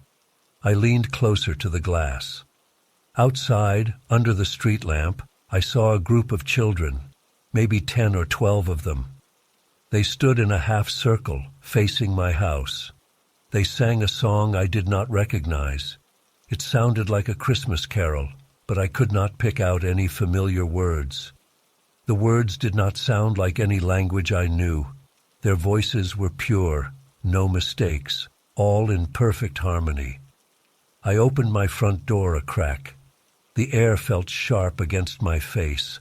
The children kept singing. I expected them to notice me. They did not. Their heads were slightly lowered. I could not see their faces well because of the darkness and the hoods of their coats. I called out to them, just a quiet, "Hello." They did not answer. They just sang until the song ended. When the last note faded, they turned and walked away. They left toward the far end of the street, where no lights were on. I followed them with my eyes until I could no longer see them. I felt a strange discomfort. My chest felt tight. I closed the door and locked it. The next night, I heard them again. Midnight. Same song, or at least it sounded the same. The words were unclear. The melody stayed with me. I stepped outside this time. The snow was fresh. It must have snowed lightly while I slept. The children stood near my garden fence. I tried talking to them. They kept singing, eyes hidden under the hoods. I held a mug of hot chocolate in my hand. I offered it to them, raising my voice. They did not react. I moved closer. Their singing made the hair on my arms stand up. Not from fear exactly, but from something else. I looked at their feet. They wore simple boots, but I could not see any footprints behind them. The snow was untouched, smooth. They stood on the snow as if they weighed nothing. I took a step back. I felt a chill that had nothing to do with the weather. My stomach felt uneasy. I waited until they finished. They left quietly, in a single file line, moving slowly down the road. I watched them go. I looked at the spot where they stood. No footprints, just smooth snow. I checked again with a flashlight from my porch. Nothing. I stayed outside until the cold forced me in. I barely slept that night. I kept replaying that moment in my head. On the third night, I waited inside, lights off, watching through the window. At midnight, I saw their shapes approach. They started singing. The voices drifted through the glass. They never looked up. They stood in the same spot as before. I tried to see their faces. Maybe it was just the angle, the darkness. Still, I felt like their faces remained in shadow, no matter how I tried to look. After they finished, they left without a sound. Again, no footprints. I felt my chest tighten. Something was not right. The next day I asked a neighbor about the children. He was an older man who lived 2 houses down. He shrugged and said he heard them too. He said it happened every year. The children sang for a few weeks before Christmas. Then they stopped. I asked who they were. He said no one knew. It was a tradition, maybe. Something old. He did not seem worried. I felt frustrated. I tried another neighbor, a woman who ran the small bakery. She said the singing was normal here. She said I should not bother them. When I insisted, she closed her shop door in my face. I decided to follow the children the next night. I prepared warm clothes and a flashlight. At midnight, they appeared again. I let them finish the song. When they walked away, I slipped out of my house and followed at a distance. They moved slowly. Their heads never turned. The snow kept falling softly. I tried to match their path. My boots sank into the snow. Their footsteps were invisible. I gritted my teeth and continued. They led me through the village streets, past dark houses and silent yards. After a few minutes, they turned into a side street I had never noticed. I followed, heart pounding. My nose was running from the cold. I had to wipe it with my glove. Suddenly they stopped. I pressed against a wall, trying not to be seen. The children stood there, not singing now, just still and silent. I listened to my breathing. My heart hammered in my ears. Then they moved again, around a corner. I hurried after them, but when I got there, the street was empty. They were gone. I searched the area. No footprints, no sign of anyone. Just quiet buildings and snow-covered ground. I returned home feeling uneasy. My stomach burned with tension. I locked all the doors and windows. I turned on all the lights. I made tea and tried to calm down. Eventually, I slept in my armchair with the TV on. The next morning I woke up with a stiff neck. I decided I needed more answers. I went to the small library in the village center. The librarian, a thin woman with gray hair, watched me suspiciously as I asked about the children's singing tradition. She hesitated. Then she said there were old stories about children appearing before Christmas, singing strange songs. Some said they were spirits. Others said they were lost children from the past who never made it home during a winter storm. She gave me a few old newspaper clippings, but they were vague. No clear explanation. That night, I waited inside again. Midnight came. I heard the singing. This time, it sounded closer. I looked out my window and saw them right outside, at the edge of my porch. They were closer than before. I could hear every note, every breath. My hands felt clammy. I stepped back from the window. The singing echoed inside my ears. I covered my ears with my hands. The singing continued. I realized I could hear it even with my ears covered. It was inside my house somehow. I checked the living room. No one there. I checked the kitchen, bathroom, bedroom. Empty. But the singing seemed to come from everywhere. When it stopped, I ran outside. They were gone. No footprints. Just silence. I felt anger and fear. I shouted into the empty street, demanding to know who they were. My voice sounded weak. I returned inside and slammed the door. Over the next nights they came closer. On the 5th night, I woke up to the singing inside my bedroom. I turned on the lamp and saw nothing, but the sound was right there, as if someone stood at the foot of my bed. I jumped up, shining a flashlight around. Empty. I moved into the hallway. The singing faded. I checked the locks on my doors and windows. All secure. I could not understand how they got in. The next morning, I bought new locks. I installed them carefully. It made no difference. Now the nights passed with a pattern. At midnight, they sang outside. Then the sound slipped into my home. I could not sleep. I could not rest.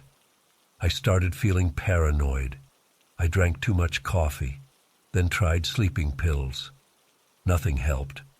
The next day, I confronted another neighbor, a younger man who was stacking firewood. I asked him if the children ever entered houses. He avoided my eyes and said I should not talk about them. He said they bring a special gift at Christmas. He would not say more. I tried calling a friend in another town. The cell reception was poor. The call dropped. I had no one to talk to. The village seemed against me. The children kept appearing. They never spoke. They never touched anything. They only sang. But the sound was driving me crazy. I noticed that as Christmas approached, the children's singing got louder. Their words were still unclear, but I started to pick out a few phrases. Something about a gift at Christmas. Something about join us. I could not be sure. The language was strange. On one particularly cold night, I decided to try something different. I placed a few large candles in the window. I set out a tray with hot chocolate and cookies on my porch. Maybe a kind gesture would make them interact with me. At midnight, they came. They stood by my porch steps. They sang. I pointed at the tray. I said they could have it. I tried to sound calm. They did not move. When they finished the song, one of them took a step forward. I tensed, my pulse racing. Then the figure leaned toward the tray. I felt a rush of hope. But instead of taking anything, the figure just stood there. I stepped closer. I could smell old wool and wet snow. I tried to see under the hood. I leaned down. The figure backed away, turned, and disappeared with the others. The tray remained untouched. The candles burned low. I kicked the snow in frustration. The next morning I woke up feeling drained. I could barely think. I decided I had to end this. I remembered the librarian mentioned old stories. I returned to the library. I begged her to tell me more. She sighed and gave me an old journal. It belonged to someone who lived in the village decades ago. The entries described a group of children who appeared at midnight before Christmas, singing carols that no one understood. The journal said that on Christmas Eve, the children entered a home where someone tried to stop them. The next morning, that person was gone. Just gone. The journal warned not to confront them on Christmas Eve. It said the children demanded a witness, someone to listen. If no one listened, they would find a new listener inside the home. I left the library feeling sick. Christmas was 2 nights away. I had to find a way to stop them. I considered leaving the village, but snowstorms were coming and the roads were unreliable. I had no car. The buses were limited. I felt trapped. That night, the children sang louder than ever. The sound filled my ears, my chest, my head. I tried to block it out with earplugs. Useless. They sang outside and inside at the same time. I felt tears in my eyes. My heart beat too fast. I could not eat or sleep. On the day before Christmas Eve, I took my flashlight and walked through the village. I checked the side streets, the alleys, the old churchyard. I found a small plaque near the church, half buried in snow. It mentioned an old story about children lost in a snowstorm long ago, their bodies never found, their voices said to be heard near Christmas. I brushed the snow off. The plaque was worn and unreadable in parts. I gave up and went home. Christmas Eve came.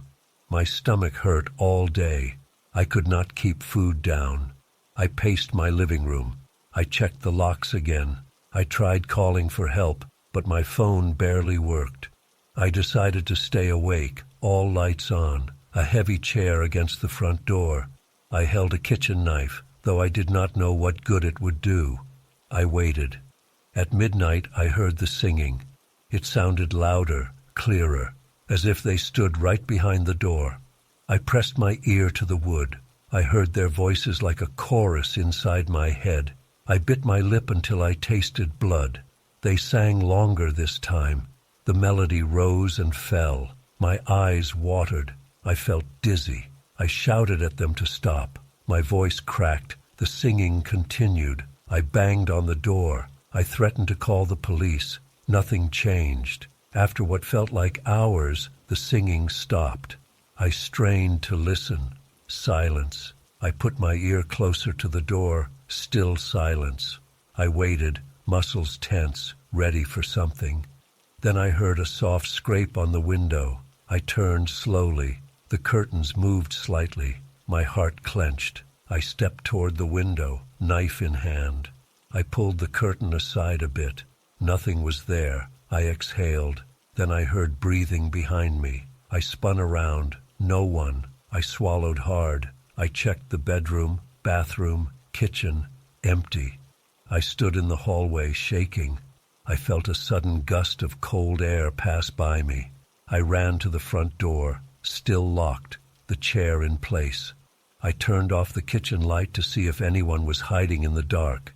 Nothing. I returned to the living room. That was when I heard a soft humming, a child's voice, humming the same melody. I looked around frantically. The armchair, couch, TV, all normal. Then I saw a shape near the corner, small and hunched. I rushed to turn on the lamp. The shape was gone. My legs felt weak. I leaned against the wall. The humming turned into quiet singing. A single voice. It sounded closer now, right behind me. I spun, knife raised. Nothing. But I could feel something there, just out of reach, slipping through the air. My chest tightened, my vision blurred. I tried to run to the door, but I stumbled. I fell on my knees. The singing filled my head. I closed my eyes and shouted, "Stop!" over and over. Suddenly, silence. I opened my eyes. The lights flickered. I stood up slowly. The front door stood open. Snow blew in, forming a small drift on the floor. I had locked that door. I had placed a chair against it. Now it was wide open. I took a step forward, knife shaking in my hand. Outside, the street was empty. No footprints, just quiet snow falling. I stepped onto the porch, heart pounding. The children were gone. The singing had stopped. I looked up and down the street. Not a soul. I waited, listening, breathing hard. Nothing. After a few minutes, I went back inside and closed the door. The chair stood pushed aside. I locked the door again. I sat on the couch until morning. I did not move. At dawn, the sun rose weakly over the snowy roofs. I looked outside. The world seemed ordinary again. I checked the village streets later that day. No one mentioned the children. No one looked worried. I felt hollow and exhausted. I noticed the villagers looking at me with odd expressions, but no one spoke about last night. That night, Christmas night, no children came, no singing. The silence felt heavy. I left a few days later, packing my bags and taking the first bus out. The memory of those voices stayed with me. They never explained themselves, never asked for anything. They just appeared and sang, then vanished. I do not understand what happened. All I know is that I never want to hear those voices again. Deep.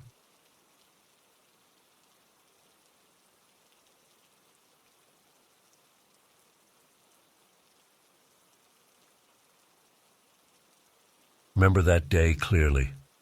It was a Thursday afternoon, close to Christmas. I came home from work, and saw a small package at my front door. I lived in a small apartment building with 6 floors, each floor having 3 units. I had lived there for 2 years without any problems. I knew most of my neighbors by sight, but not well. The package had my name and apartment number written on it, but no return address. It was wrapped in plain brown paper, no decoration. I picked it up and felt its weight. It was light. I carried it inside. My apartment had thin walls, old carpets, and a view of a quiet street.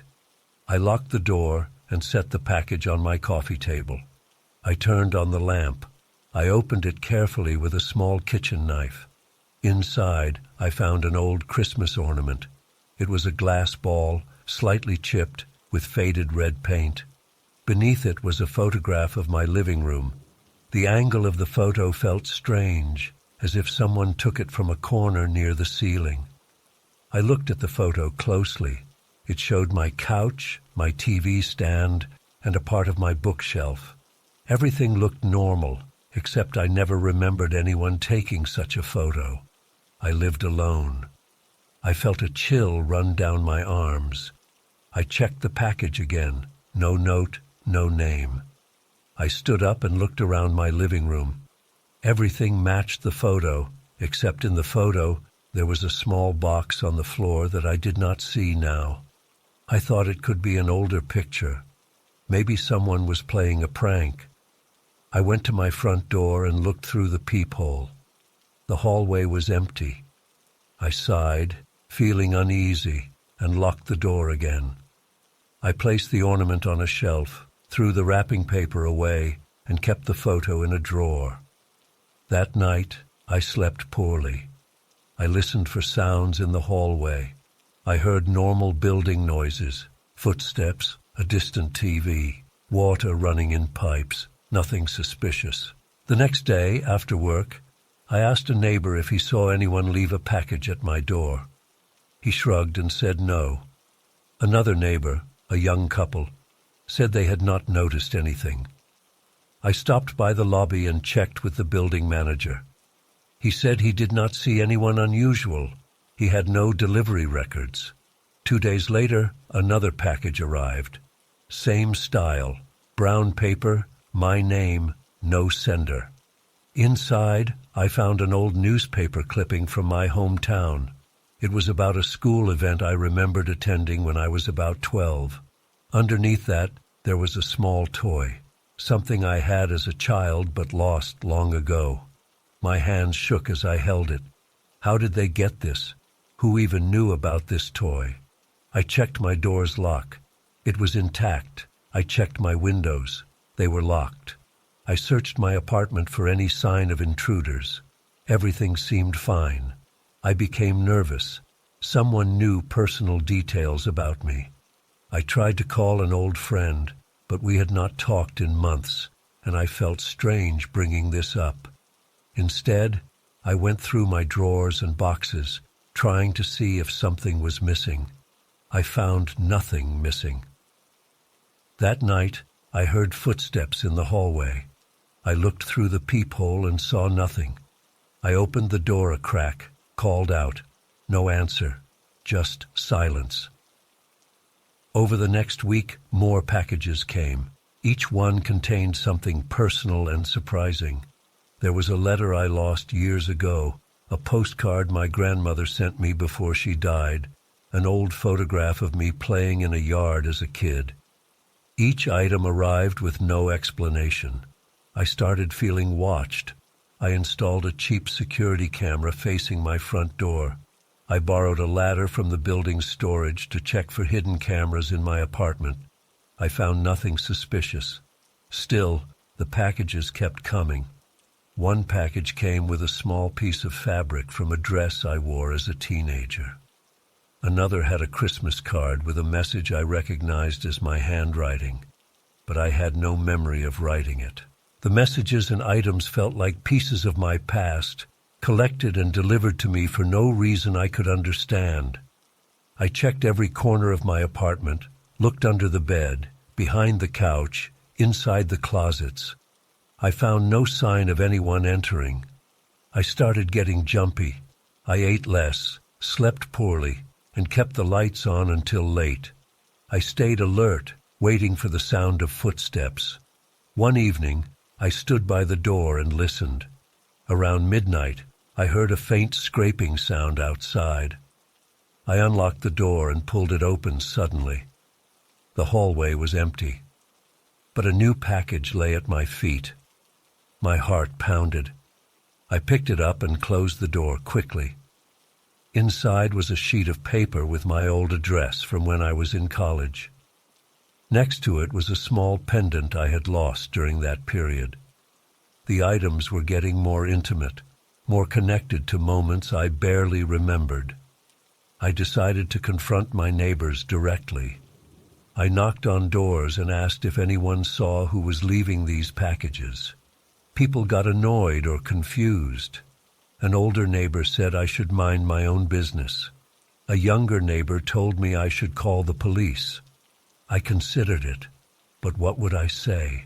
I had no threats, no direct evidence of a crime besides trespassing. Nothing was stolen, no one was hurt. I called the police anyway. They sent an officer who took a brief statement. He looked bored. He said maybe it was a friend or a secret admirer. He told me to install better locks or consider a private security camera inside the building. He wrote a report and left. I felt frustrated and helpless. As Christmas approached, the deliveries intensified. I received a package almost every day. Each item inside felt like someone pulling pieces of my past life and shoving them in my face. A note from an old boyfriend, a keychain from my first car, a receipt from a small cafe I used to visit. I became paranoid. I barely left my apartment unless I had to work. At work, I was distracted and irritable. My boss noticed, but I could not explain the situation. One night, I sat in my living room with all the items laid out on the coffee table. I tried to find a pattern. Who would know all these details? Who had access to these objects? Some of them I had lost decades ago. Some I thought were thrown away. I felt a knot in my stomach. I started considering that maybe someone I knew very well was doing this. Maybe a family member who had old boxes of my things. But my family lived far away, and we rarely spoke. I had no close friends here. On December 23rd, I came home to find a larger package waiting. Inside was a small box with a broken lock. Inside that box, there were scraps of paper with my handwriting. Old notes to myself, grocery lists, fragments of old letters never sent. I recognized them as things I had thrown away before moving to this apartment. How did they get here? The thought made me dizzy. I sat on the floor and felt my heart pounding. I went to the bathroom and splashed water on my face. I looked at myself in the mirror. I looked tired, pale. That night, I double-checked all the locks, placed a chair under the doorknob, and tried to sleep on the couch.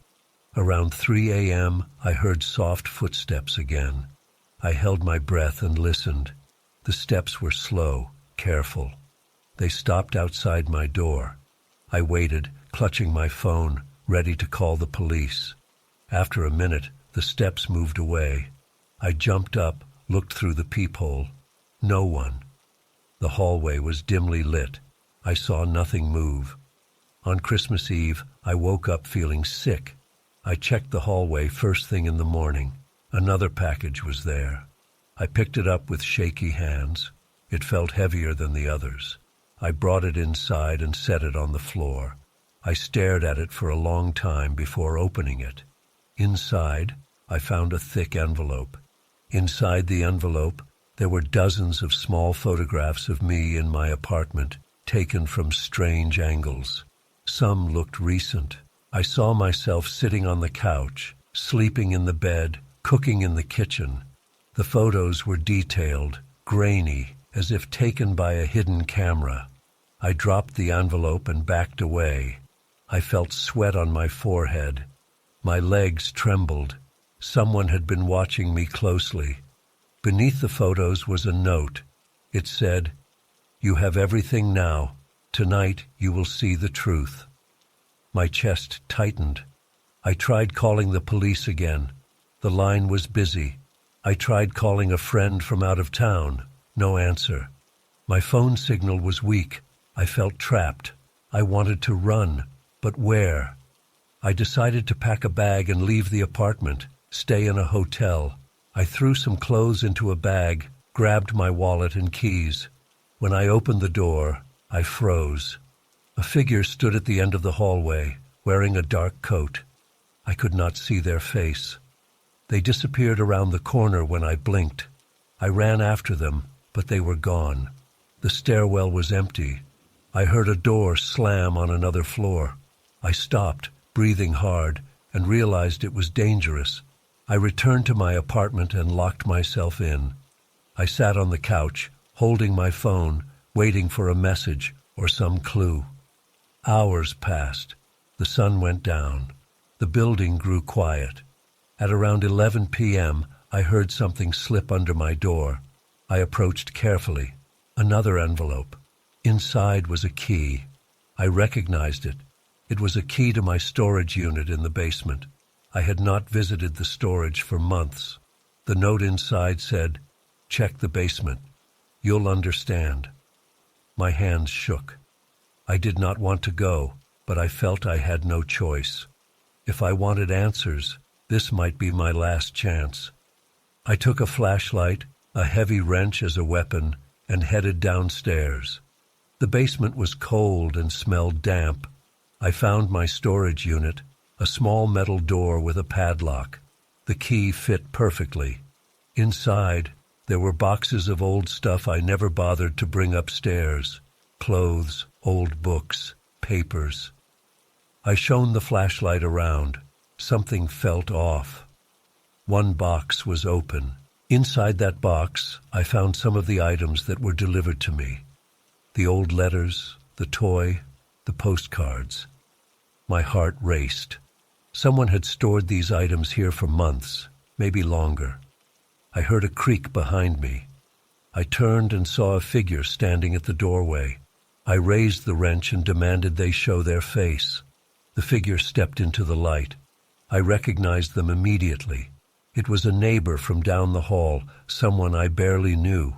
He was quiet, polite, never stood out. He looked calm, his face blank. I shouted, asking why he did this. He said nothing. He reached into his coat and pulled out a small camera. I backed away, heart pounding. He placed the camera on a box and pointed at it. I glanced at it and saw photos of me, my apartment, my past belongings.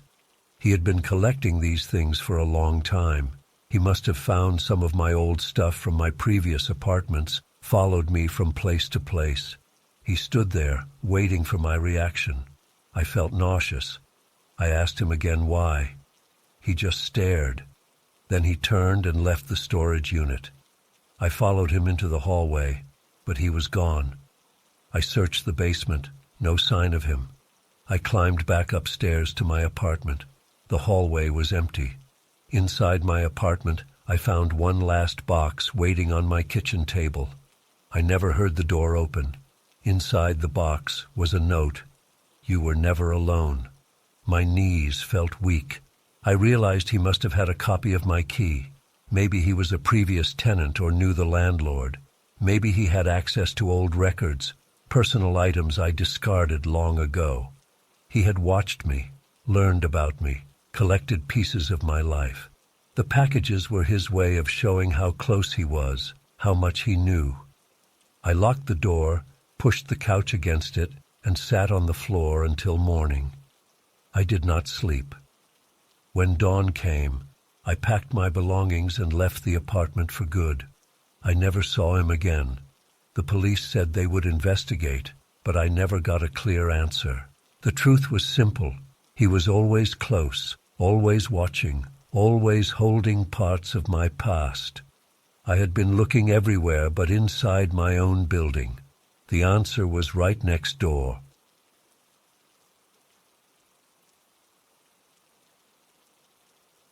I remember the night they moved in. It was late, close to midnight. I heard a truck engine outside my window. I looked through the blinds and saw a small moving van. There were only a few boxes being carried. The new neighbors arrived quietly. I didn't see much furniture. I thought maybe they were just starting out. I went back to watching TV, but I kept the volume low.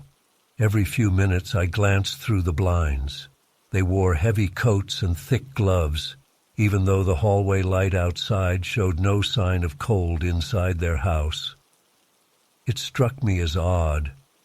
Outside, yes, it was winter and the air was freezing, but I figured they would take off their coats once inside.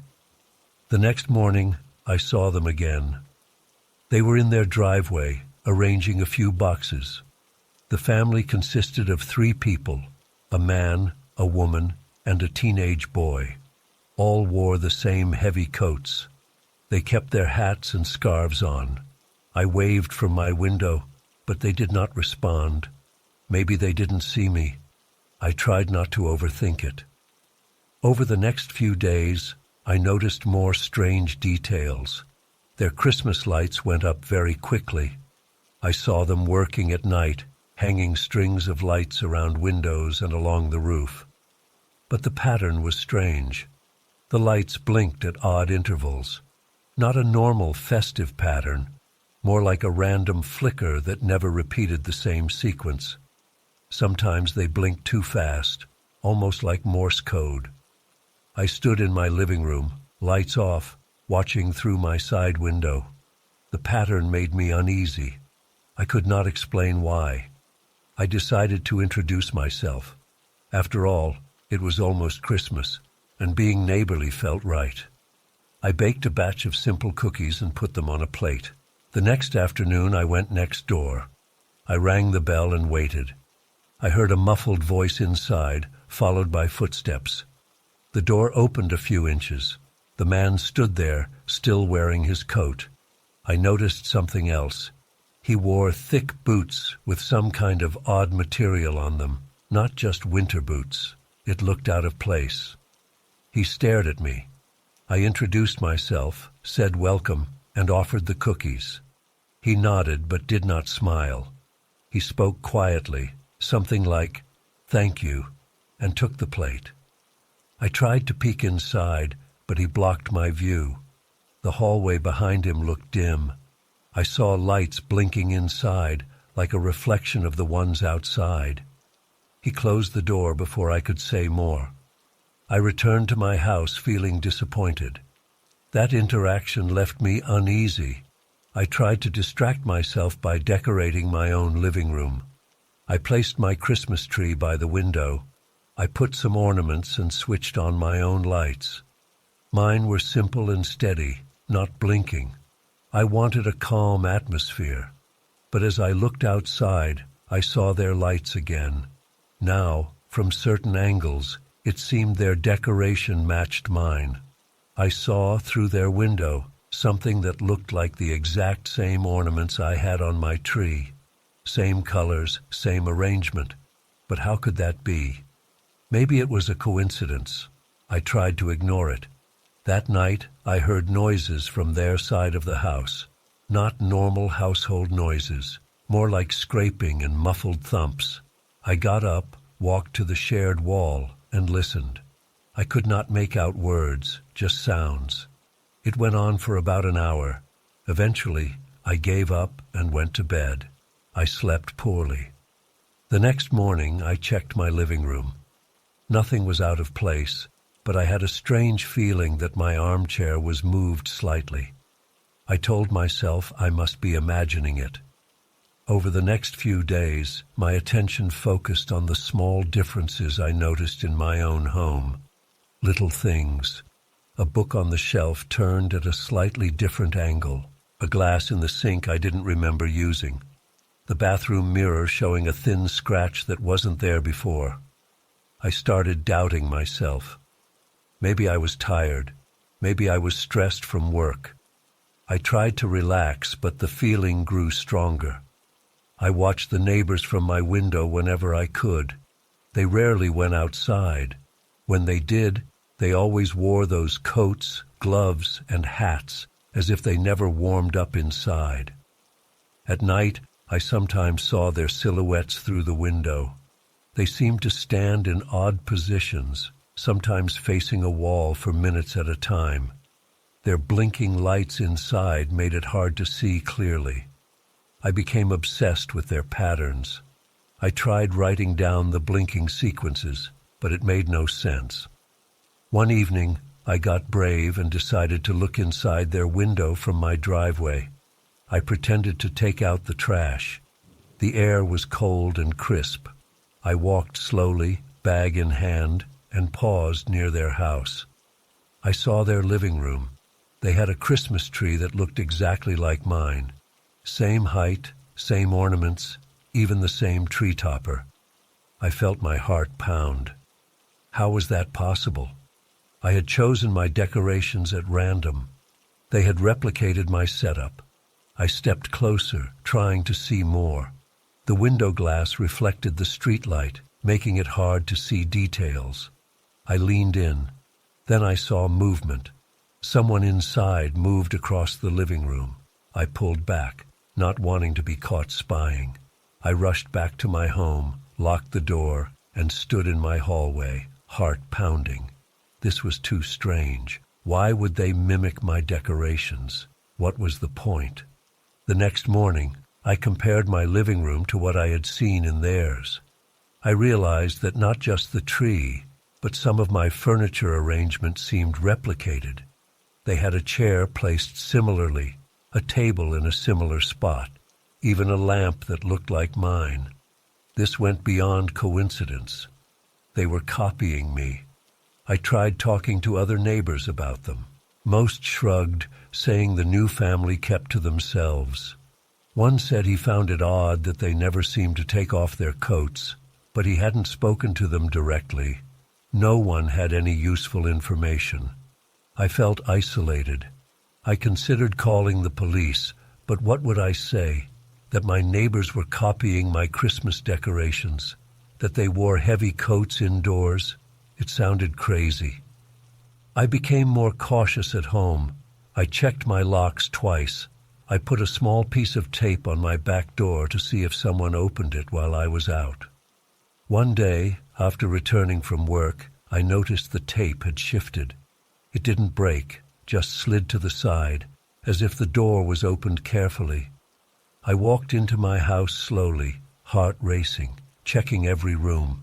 Nothing was missing, but I noticed my kitchen chairs were arranged differently. 3 chairs pushed closer together, facing the wall. My stomach churned.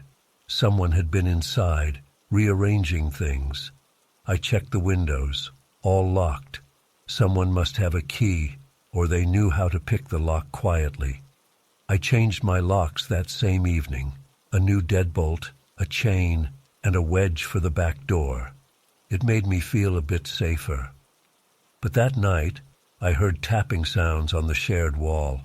Light taps, irregular, as if someone was testing to see if I was listening. I pressed my ear to the wall and whispered, "I know you're there." No response. The tapping stopped. As Christmas approached, I noticed more strange things. My own Christmas lights started blinking on their own. I used simple plug-in lights that didn't blink, but now they flickered occasionally. I unplugged them to be sure. The next morning, I found them plugged in again, blinking rapidly. My hands shook as I ripped them off the socket and threw them in a box. I tried confronting the neighbors one more time.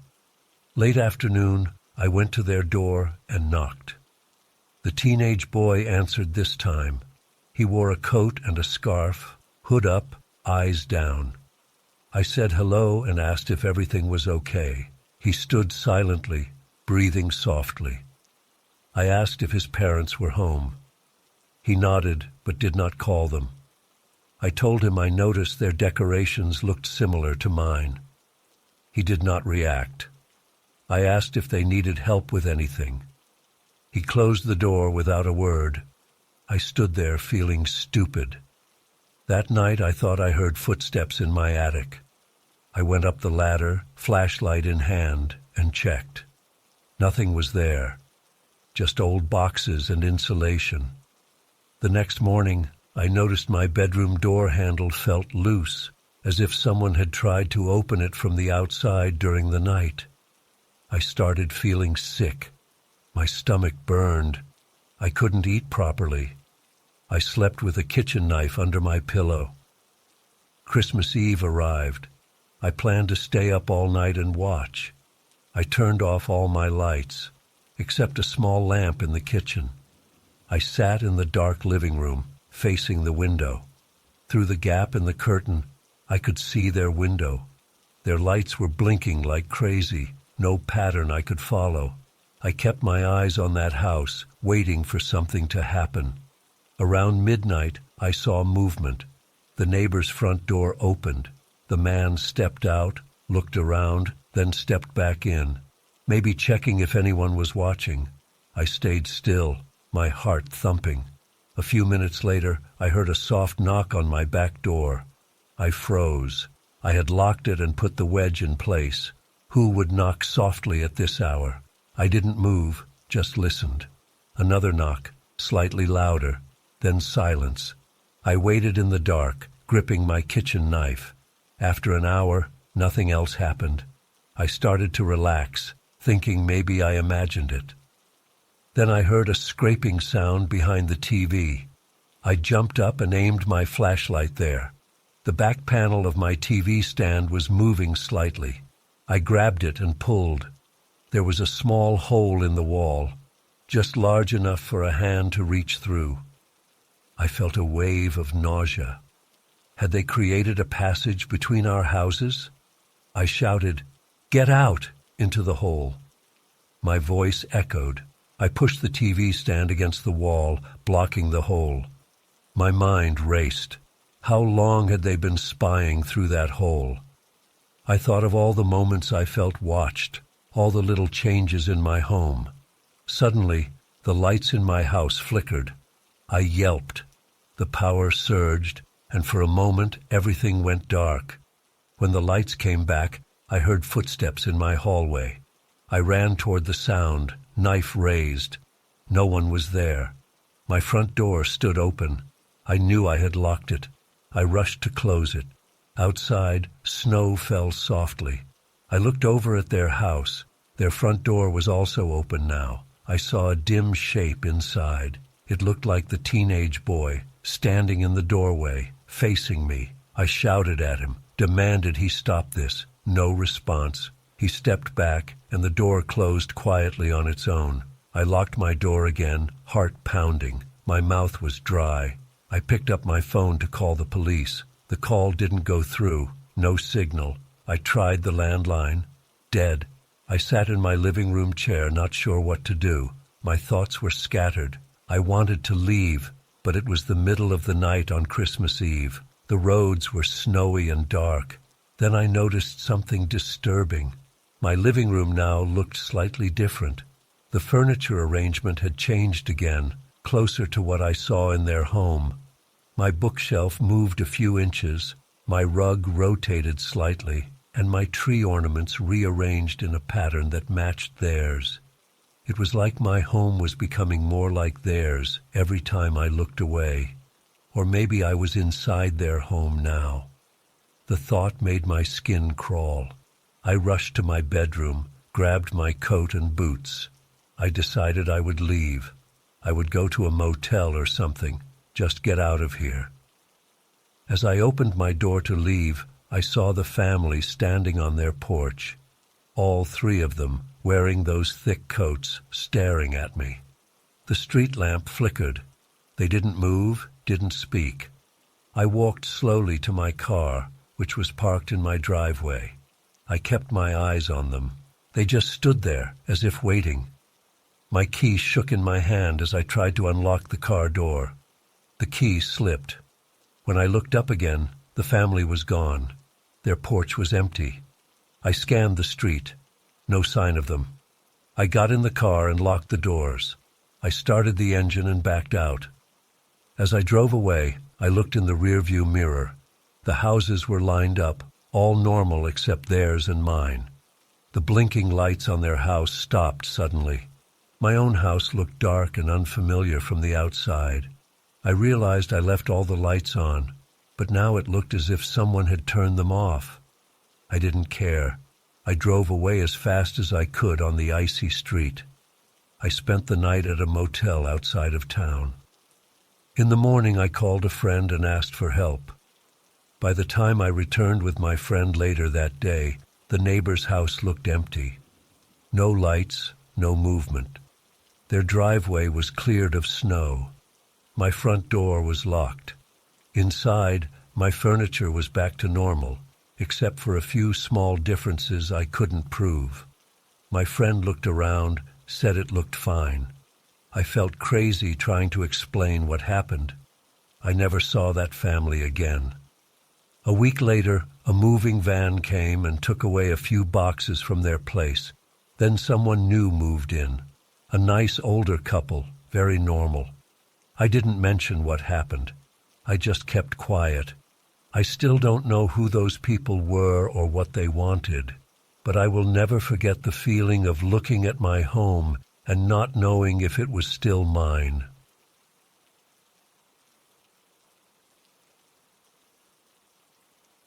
I remember the day my son received that little soldier toy.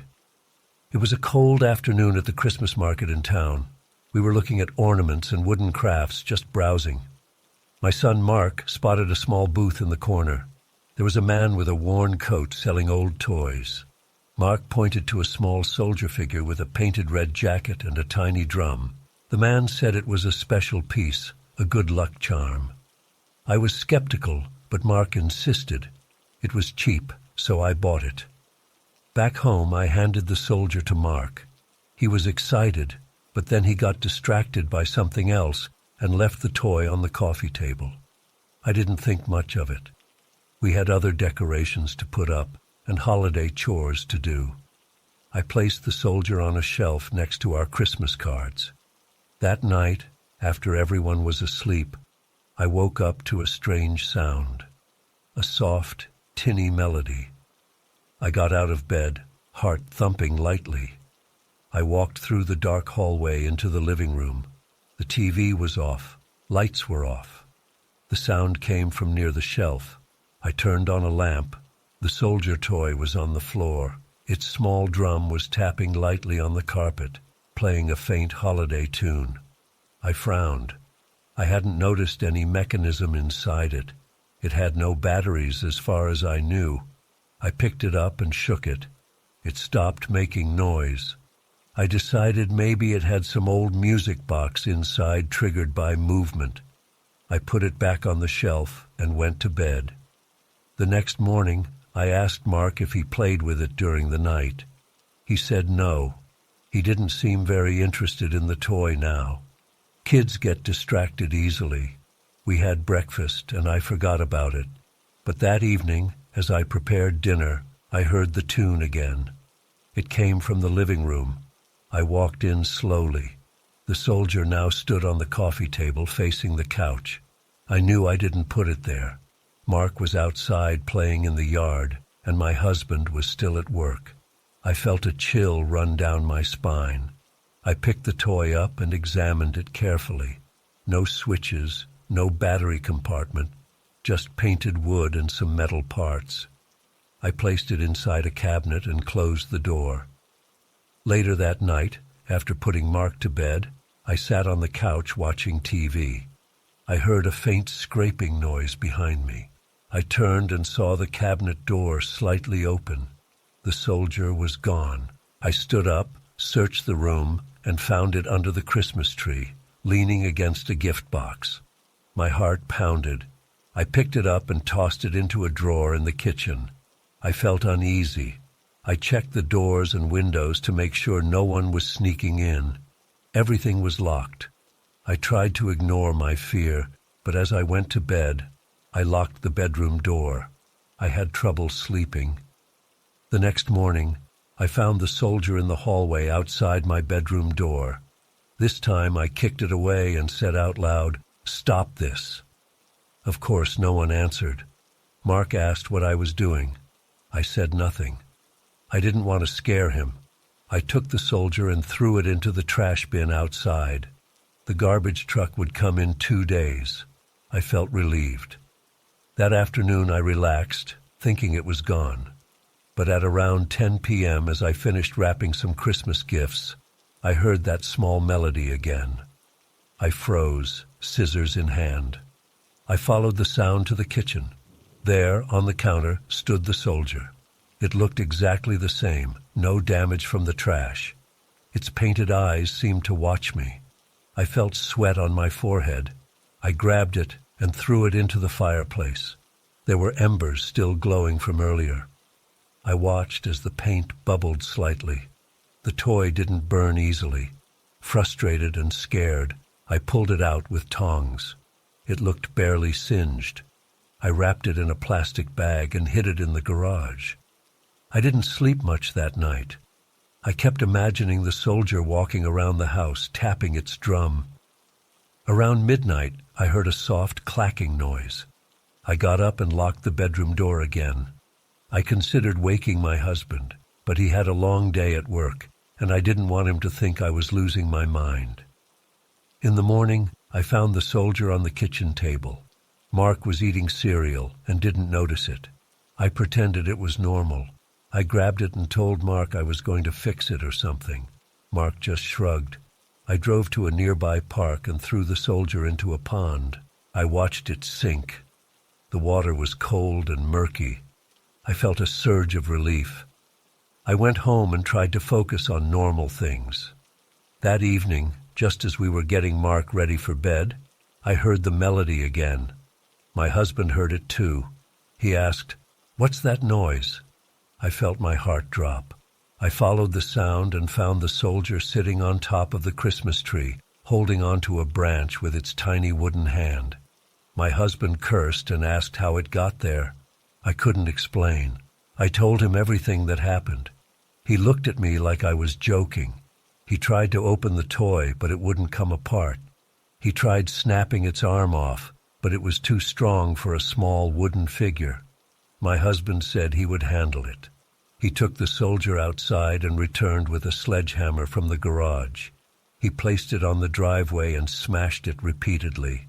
I stood there, arms folded, teeth clenched. After several hits, we looked down. The toy was intact, not a scratch. My husband's face went pale. He tried cutting it with a hacksaw. Nothing. We tried lighting it on fire again, this time with lighter fluid.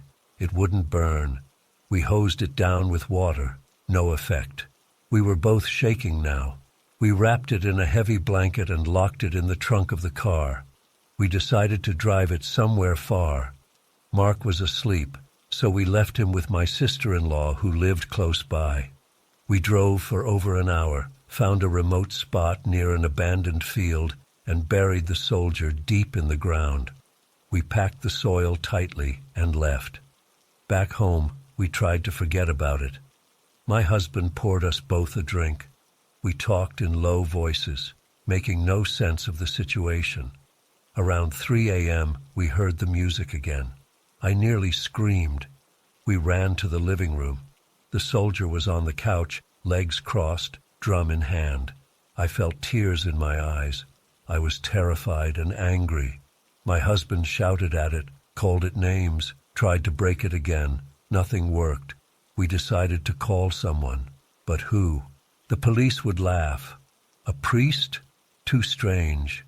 We had to handle it ourselves. I searched online for similar stories, but found nothing credible. Meanwhile, the soldier moved around on its own. We would find it in different rooms, behind doors, in the shower, on Mark's bed. Mark got scared. He said the toy scared him and asked why we kept it. We told him we were trying to get rid of it. Mark cried, so we tried to calm him down, saying everything would be okay. As Christmas approached, the soldier became more active. It played its tune more often, louder. Sometimes I heard it marching around at night. We would find tiny footprints in the carpet, as if its wooden boots left marks. I started losing weight from stress. I couldn't sleep. My husband looked exhausted too. On Christmas Eve, we decided to try a last desperate action. We took the soldier outside and chained it to a heavy metal pipe. We padlocked it, taped it, covered it with a metal box. We brought it to a construction site and left it behind stacks of bricks. We hurried home, hoping this time it would stay away. That night, while Mark slept, my husband and I sat by the Christmas tree, hoping to have a normal holiday.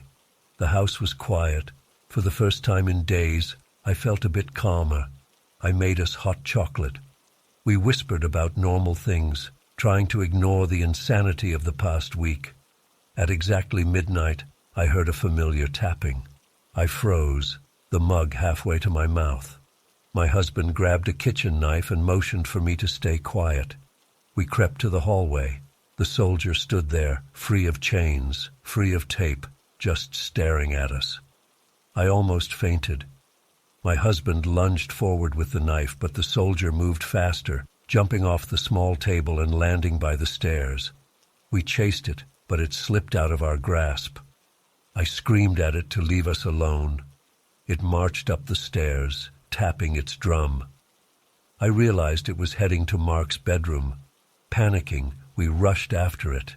Mark's door was slightly open. We heard him crying. My husband pushed the door open. The soldier stood on Mark's pillow, staring down at him. Mark's face was wet with tears. He looked at us, terrified. I lost control. I rushed forward and grabbed the soldier. It felt warm now, not cold wood. I tried ripping it apart with my bare hands, screaming. My husband pulled Mark out of the room. The soldier didn't budge, just made its quiet tune, staring at me with painted eyes. I shouted, "What do you want?" No answer. I felt its tiny arm move, tapping my fingers. I threw it against the wall. It fell to the floor and stood up again immediately, no delay. I backed away, breathing heavily. The soldier marched towards me slowly. My husband yelled from the door, telling me to get out. I stepped back into the hallway, and the soldier followed. Mark sobbed behind my husband's legs. The soldier passed by the bedroom door and moved towards the stairs. We followed it, confused, terrified. It led us to the living room, near the Christmas tree. There it stopped and turned to face us. It tapped its drum once and then fell silent. It stood perfectly still. We waited, tense, ready to run. Seconds passed. Then the soldier raised its tiny arm and pointed at the tree. I looked carefully. Something felt off. Our ornaments, our gifts, everything looked normal, except one gift box seemed slightly open. I approached it and lifted the lid. Inside, I found an old photograph of my grandmother holding a similar toy soldier when she was a child. I had never seen this picture. I didn't know it existed. Trembling, I showed it to my husband. He looked confused. I felt tears in my eyes again. The soldier tapped its drum twice. Something about that photo, maybe a connection to my family's past. I spoke softly to the soldier, asking if it was part of my family's history. No reply, but it lowered its arm. I held the photo close to my chest. I tried to think. Maybe it wanted to be remembered or included, not abandoned. I placed the photo in a frame and set it on the mantel. I told the soldier it could stay, that it didn't have to hide. I promised to treat it as part of the family's holiday decorations. My husband looked at me like I was crazy, but he didn't stop me. Mark watched from behind, still scared, but curious. The soldier remained still, drum in hand.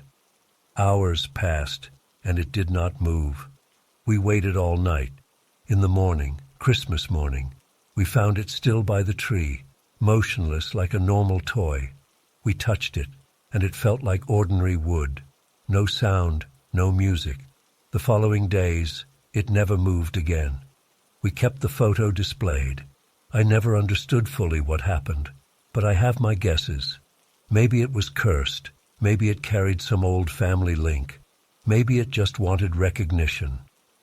After that Christmas, I stored it carefully each year. I never tried to destroy it again. It never moved on its own. Sometimes I still hear a faint tapping at night, but I tell myself it's the wind or old pipes.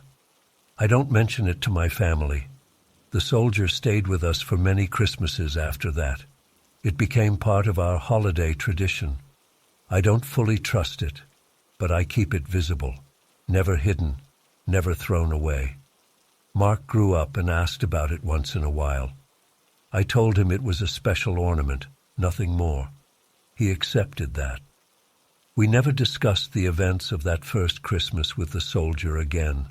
I still feel uneasy sometimes, remembering how impossible it was to break or burn the toy, how it returned from the trash, the pond, the burial. But as long as it remains quiet and still, I keep my fear inside. After all, it's part of our family's story now, whether we like it or not.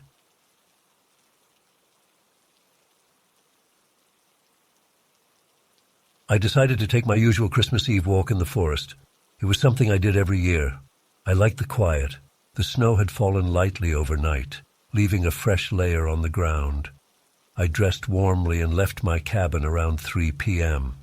The air was cold, and my boots sank a bit with each step.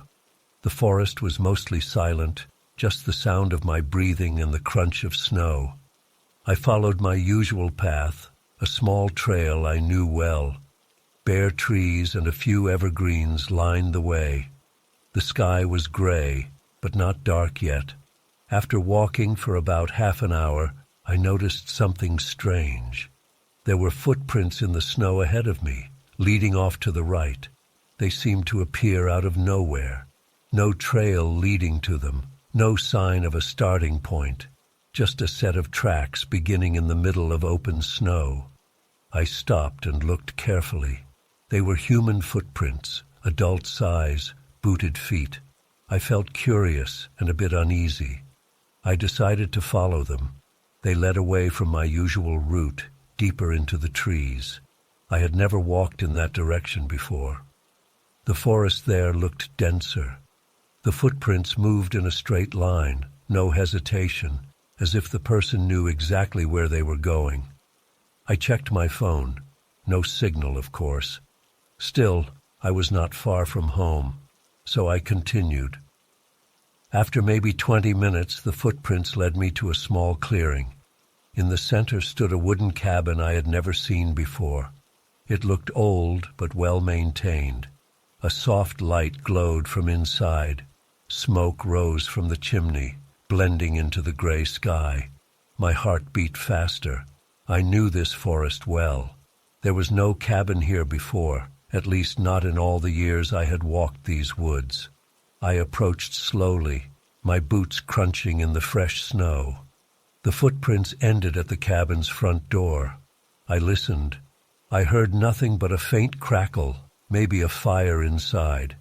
I stepped closer and knocked on the door. It sounded solid. I waited. No one answered. I tried the door handle. It turned easily, and the door swung inward. Inside, I found a single large room. A wooden table sat in the center, covered with a white cloth, plates and glasses. There were chairs, a small kitchen area, and a fireplace lit with a gentle flame. It smelled of cooked food and pine. The place looked prepared for a Christmas Eve dinner, but there was no one here. I stepped inside, feeling the warmth. I closed the door behind me. I called out, "Hello?" My voice echoed softly. No answer. I walked around the table, touching the back of a chair. The plates were empty but clean, the glasses polished. A large candle sat in the middle, unlit. On the kitchen counter, I saw a pot and a few utensils. I lifted the pot's lid. Inside, a roasted bird of some sort, still steaming, as if just cooked. My stomach tightened. How could it be hot if no one was around? I felt uneasy. I decided to leave. Maybe whoever lived here would return soon, and I didn't want to be caught snooping. I went back to the door and turned the handle. The door wouldn't budge. I tried again, harder this time. Nothing. It felt locked from the outside. I pulled harder, my heart rate rising. The door, which opened so easily moments before, was now stuck. I forced myself to stay calm. Maybe there was another door. I looked around. No back door, no windows big enough to climb out. I pushed on the shuttered window by the kitchen. It was solid.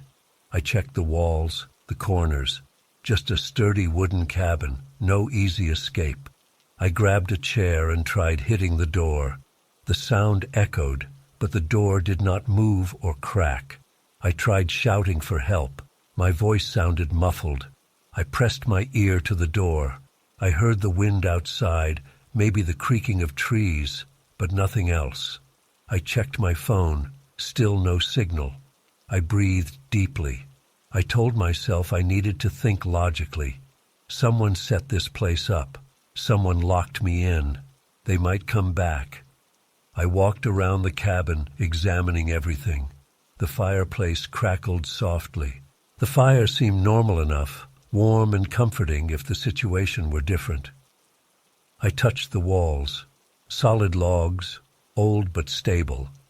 I touched the food again, lifting the lid. The steam rose, warm and moist against my face. I took a piece of the roasted meat on a fork and tasted it, just a tiny bit. It tasted fresh and good. This made no sense. Why prepare a meal and leave? As the evening wore on, the light outside dimmed. The cabin's interior grew cozier in a way, but I felt trapped. I tried the door again, pulling, pushing, kicking. It wouldn't move. I looked at the ceiling, just beams, no hatch. I thought maybe I could break something. I tried to use a chair to smash a window. The glass was thick, stronger than it looked. The chair bounced off. I tried again, harder, until I was sweating. No luck. I listened for any sounds outside. Nothing. Just the soft pop of the fire inside.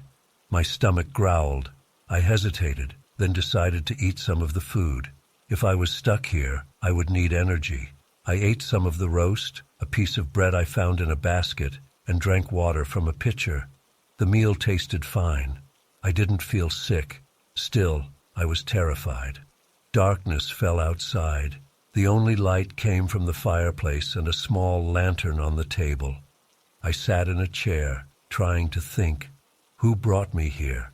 Why? The footprints led me here, but started from nowhere. Had I fallen into some kind of trap? After hours of silence, I started talking to myself. I said my name, where I came from, what I was doing here. I tried to recall every detail of my walk. I got no answers, of course. The cabin seemed empty. But as the night wore on, I began hearing things. A soft whisper, maybe. A faint murmur. I stood up and listened. The sound came from nowhere and everywhere, like voices inside my own head, but not my voice. I shook my head and splashed water on my face. The voices grew clearer, but I couldn't make out words. Just soft tones. It felt like the cabin itself was alive, breathing softly, whispering. I pressed my hands against my ears. My heart pounded. I shouted, "Stop!" The sound faded for a moment, then returned, quieter but persistent. I tried sleeping. I curled up on the floor near the fireplace. The warmth felt good. But each time I drifted off, I startled awake, sure I heard someone behind me. I would jump up and look around. Nothing. Just the quiet cabin, the table still set, the door locked tight. I checked the door again, running my fingertips along the frame. It looked normal, just a wooden door, but it wouldn't move. It was as if it fused with the wall. I pressed my face against a small window, hoping to see the forest. All I saw was darkness. I tried to scrape at the window's edge with a knife from the kitchen. The window wouldn't loosen. I tried to pry logs apart at a corner. Impossible. I lost track of time. Maybe it was midnight. Maybe later. I felt exhausted. The fire never seemed to die down. It stayed steady, as if fed by an invisible hand. The food I ate sat heavy in my stomach. I paced the floor, muttering to myself. The voices in my head kept whispering, just out of reach. I tried humming, singing a simple tune, to block them out. At some point, I noticed something strange outside the window. The snow was rising. It was piling up faster than it could possibly fall. I saw it press against the glass, inching upward as if shovels of snow were being dumped on top. Soon, the window would be blocked. I panicked and hammered at the glass. It didn't budge. Minutes later, the window was completely covered with snow. The cabin felt smaller, the air heavier. I tried the door again. No luck. I shouted until my throat hurt. The whispering got louder, as if mocking me. I grabbed a knife and began stabbing at the logs, trying to carve my way out. The blade barely made a mark. I sweated, cursed, and kept at it until my arm ached. No progress. I dropped the knife and sat on the floor, breathing heavily. I thought about my life outside the forest, my job, my small cabin I rented for the holidays, my family expecting me tomorrow for Christmas lunch. Would I ever see them again? I fought back tears. I needed to stay calm and think. After a while, I tried another approach. I took the tablecloth and tore a strip off it, wrapped it around my hand, and punched the window. Pain shot through my knuckles, but the window didn't crack. I tried again. Still nothing. The cabin was like a fortress. I realized I was freezing. The fire was still lit, but the room felt colder. I moved closer to the fire. The whispers changed tone, as if excited. I shouted, "What do you want?" Silence. Then a soft creak behind me. I spun around and saw nothing, but I felt watched, intensely watched, from all sides. I picked up a chair and sat facing the door. Maybe in the morning something would change. Maybe the snow would melt, or someone would come. I told myself to wait. The night felt endless. I dozed off a few times, only to wake in a panic, sure that someone touched my shoulder. Each time I found no one. At some point, I noticed the candle on the table was lit. I never lit it. Yet there it was, flame dancing, casting shadows. The shadows on the wall looked like figures. I stared at them, heart racing. They seemed to move, to gesture. I tried telling myself it was just my mind playing tricks. The whispering returned, softly chanting now. I couldn't take it. I shouted nonsense, just to break the tension. Suddenly the flame went out. The fireplace dimmed. I could barely see. I fumbled for the lantern. It was gone. My fingers touched empty wood. Total darkness, except for a faint glow from the embers. I crawled towards them, hands shaking. I needed light. As I reached the hearth, I felt a hand grab my ankle. I screamed and kicked. My foot hit solid wood floor. Nothing was there. My heart hammered so hard I felt it in my throat. In the dim light of the embers, I saw the door again. I crawled to it, pressing my cheek against it. I whispered, "Please let me out." My breath fogged the wood. The door seemed to swell, as if breathing back at me. I turned the handle once more. This time, it gave slightly. I felt a tiny movement. I pulled harder, grunting with effort. The door moved a fraction, letting in a sliver of cold air. I pulled harder, tears streaming down my face. Another inch. I pushed my shoulder against it. Suddenly, it gave way, and I stumbled outside into a thick wall of snow. I shoved the snow with my hands, climbing through the drift. I emerged into the icy night, gasping. The forest was silent. The cabin behind me seemed smaller now, half buried in snow. I stood up, legs shaking, and looked around. The footprints that led me here were gone. No sign of any path, just smooth snow everywhere. I picked a direction I thought was home and started walking. My feet sank deep. The cold bit my face. I trudged for what felt like hours, desperate to get back. Eventually, I recognized a tall pine tree near my usual route. I followed the faint outline of my old path. Just before dawn, I saw the lights of my own cabin in the distance. Relief flooded me. I practically fell through my front door, kicking off boots, slamming it shut behind me. Inside my cabin, everything looked normal. I turned on all the lights, made hot tea, and wrapped myself in a blanket. My clothes were soaked. I dried off and sat by my own fireplace, shaking. I didn't sleep that morning. When the sun rose, I looked outside. Just my familiar forest, no mysterious cabin visible. I never told anyone the full story. Who would believe me?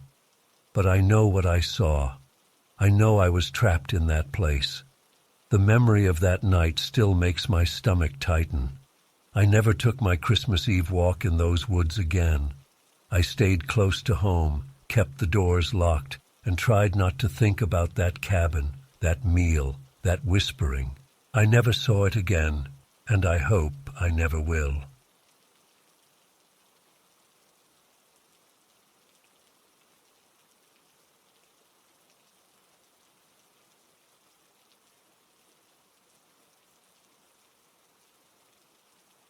I first noticed the lights when I moved into that neighborhood. Everyone said the place was famous for its Christmas decorations.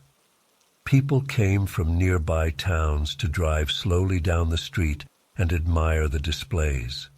But one house stood out. Its lights never turned off, not even during the day. Bright red and green bulbs lined the roof and windows. A giant wreath with blinking LEDs hung on the front door. Inside, I could see tiny lights flickering in every window, steady and never dimming. They said the house had been abandoned for years. I asked around, curious. Most neighbors shrugged. They said that every December, on the same day, the lights turned on by themselves and stayed on until after Christmas. No one ever saw anyone enter or leave. Some said previous owners left in a hurry. Others said the house belonged to a family who vanished. A few seemed nervous about it and told me to ignore it. I became obsessed. I watched from my window at all hours. The lights never changed. They never flickered off, never lost power. Even during a short outage in the neighborhood when all other houses went dark, that house remained lit. It didn't make sense. On Christmas Eve, I decided to explore. I know it sounds stupid, but I couldn't resist. I wanted to see what was inside. Maybe it was some elaborate prank or a clever setup of solar panels and batteries. I waited until the street was quiet. Around 9 p.m., most families were gathered inside with their loved ones. I put on a heavy coat, boots, and gloves. I grabbed a small flashlight just in case. The house stood at the end of the street, near a row of tall trees. Snow covered the front lawn. The sidewalk leading up to the porch was icy. I stepped carefully, my breath visible in the cold air. The lights were so bright they hurt my eyes. I shielded them with one hand as I approached the front door. To my surprise, the door was slightly ajar. No lock, no handle turn needed. I pushed it open and stepped into a dark hallway. Immediately, I felt warm air inside. It smelled like old wood and dust. The lights inside were dimmer than I expected. Tiny bulbs on a Christmas tree in the corner glowed softly. The floorboards creaked under my boots. I whispered, "Hello?" My voice sounded small. No answer. I clicked on my flashlight. The beam fell on a narrow hallway leading to a living room. I moved slowly, listening for any sound. All I heard was a faint crackling sound, like an old radio. In the living room, I found a large Christmas tree covered in ornaments. An old radio on a side table played a muffled Christmas song, the volume low. The furniture looked old. a sofa with faded fabric, a coffee table with some dusty coasters. Nothing looked disturbed, yet everything felt wrong. I moved closer to the radio. The song sounded like a classic Christmas carol, but the words were garbled, the singer's voice distorted. I tried turning the knob to see if I could change the station or turn it off. The knob didn't move. The radio just kept playing, the same tune repeating every 30 seconds or so. My heart beat faster. I felt watched. I turned around quickly, shining my flashlight at every corner. Nothing. The only light came from those small Christmas bulbs and some glow filtering in through the windows from outside decorations. I decided to check the rest of the house. Maybe I could find a breaker box or something that explained these lights. I entered a dining room. A table stood in the center, chairs neatly pushed in. A layer of dust covered the surface. No signs of a recent meal or anyone living here. Just silence, except for the faint music from the radio. I pushed open a door that led to the kitchen. More dust, old appliances, empty cupboards. The refrigerator door was slightly open, revealing empty shelves. I closed it and the door squeaked loudly. I froze, listening. Nothing responded. The warmth in the house felt unnatural. Outside it was freezing, but here it stayed warm without any visible heating. I tried the light switches. They did not respond. The house had electricity for the decorations, but not for the overhead lights. Strange. I decided to go upstairs. Maybe there was a clue there. The staircase was narrow, and each step creaked. I held the flashlight in one hand, gripping the railing with the other. My heart hammered in my ears. At the top of the stairs, a long hallway stretched ahead. Doors on each side. I tried the first door on the left. It was a bedroom, a small bed, a nightstand, and a dusty lamp. The bed was neatly made. On the dresser, I saw a family photo. I picked it up, wiping dust from the glass. It showed a smiling couple with a young girl, maybe 10 years old, posing in front of a Christmas tree. I glanced back at the tree downstairs. Similar style, similar decorations. Maybe this was their home once. I heard a soft click behind me. I spun around. The door I had entered was now closed. I stepped forward and tried the handle. It wouldn't budge. I pulled harder, my breath quickening. Still nothing. I cursed under my breath and tried another door in the room. A closet. Empty. I felt trapped. I shone the flashlight around the room, looking for another way out. The window was there. I tried opening it. Stuck. I banged it with my fist. The glass was sturdy and refused to break. Panic flared in my chest. I needed to get out of this house. I kicked at the bedroom door. The wood didn't give. Behind me, I heard that radio music again, even though I was upstairs. It sounded closer now. I turned and saw a small radio sitting on the dresser that was not there before. The same distorted carol played. I shouted, "Who's here? Let me out." The radio crackled, but no voice answered. I tried kicking the door again.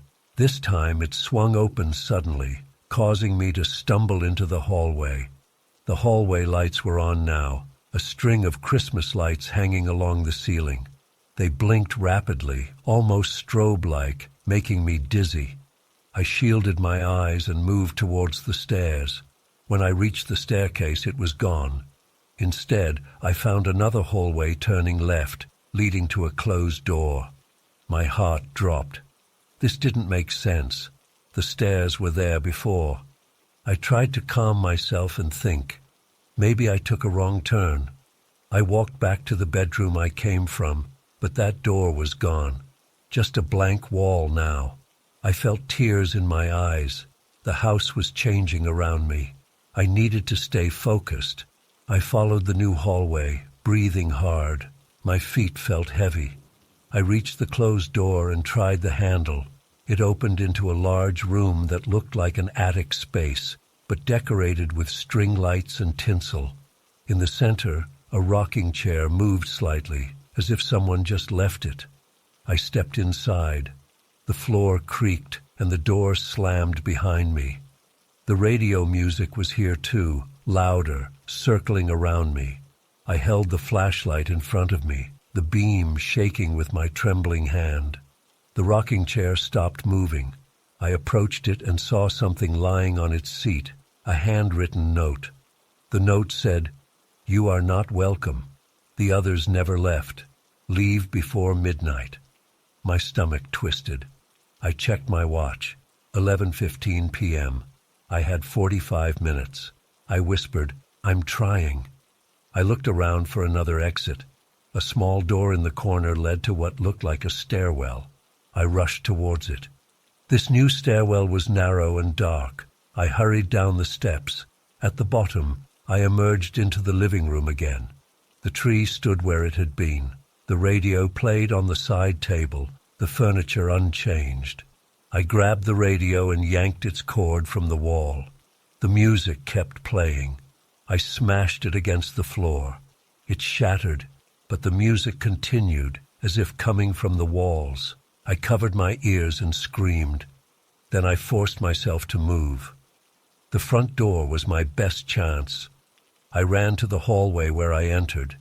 The door was still slightly ajar. I pushed it hard, stepping into the cold night.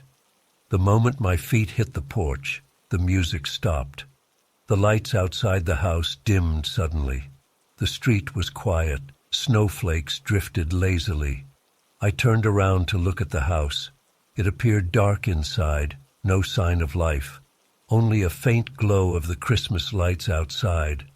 But they looked weaker now, as if their power source was fading. I walked backward, staring at it, expecting something else to happen. Nothing. After a few minutes, I headed back to my own home, my heart still pounding. I locked my doors, turned on every light, and sat in my living room shaking. I checked the time, 11:40 p.m.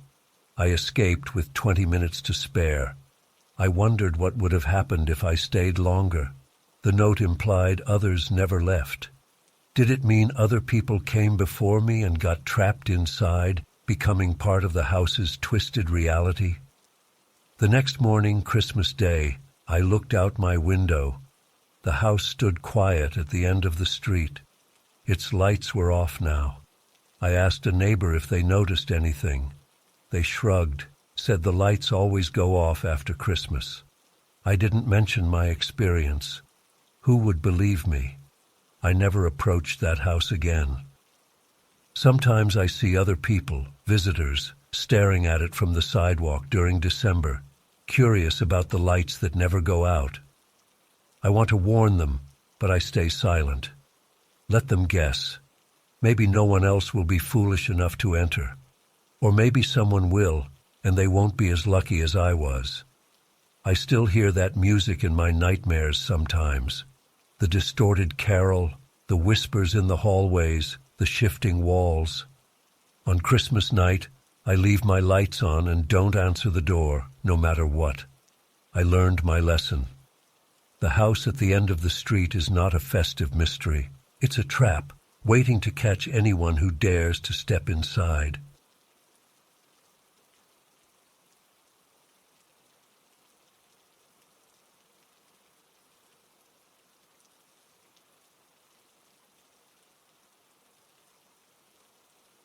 I remember that street as a place where everyone loved Christmas. Bright lights, inflatable Santas, wreaths, and candy cane paths. Every house joined in, except for one. The neighbor across the street never put up decorations. His house stood out, dark windows, no lights, no wreath, no tree. It bothered me. Everyone talked about him. Some said he was old and bitter. Others said he hated the holiday. I felt curious. A week before Christmas, I decided to leave a small gift at his door, just some homemade cookies. Nothing big. I thought maybe he would appreciate the gesture and put up a string of lights, or at least show some holiday spirit. Late afternoon, I walked over carrying a plate of cookies wrapped in red paper. The snow crunched under my boots. The street smelled like pine and cinnamon from all the decorations.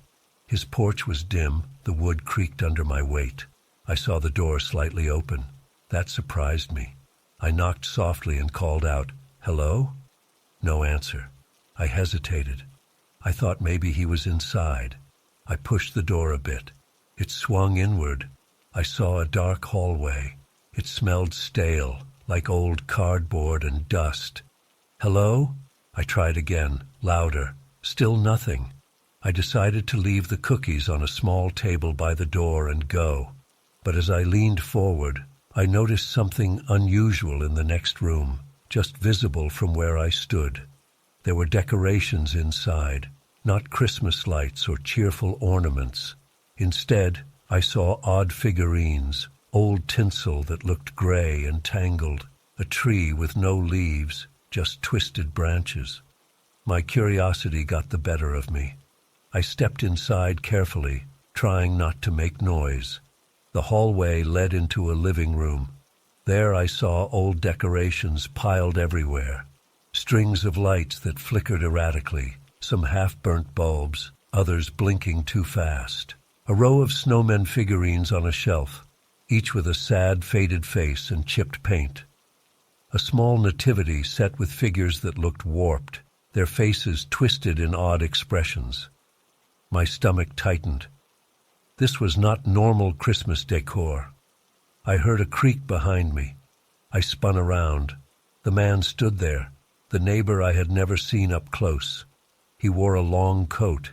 He looked thin, eyes shadowed under his hat. He didn't smile or speak. He just nodded at me and pointed toward another room.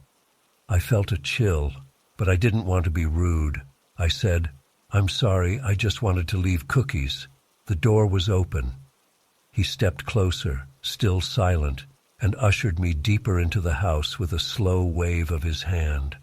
My heart raced. I wanted to leave, but he blocked the door with his body.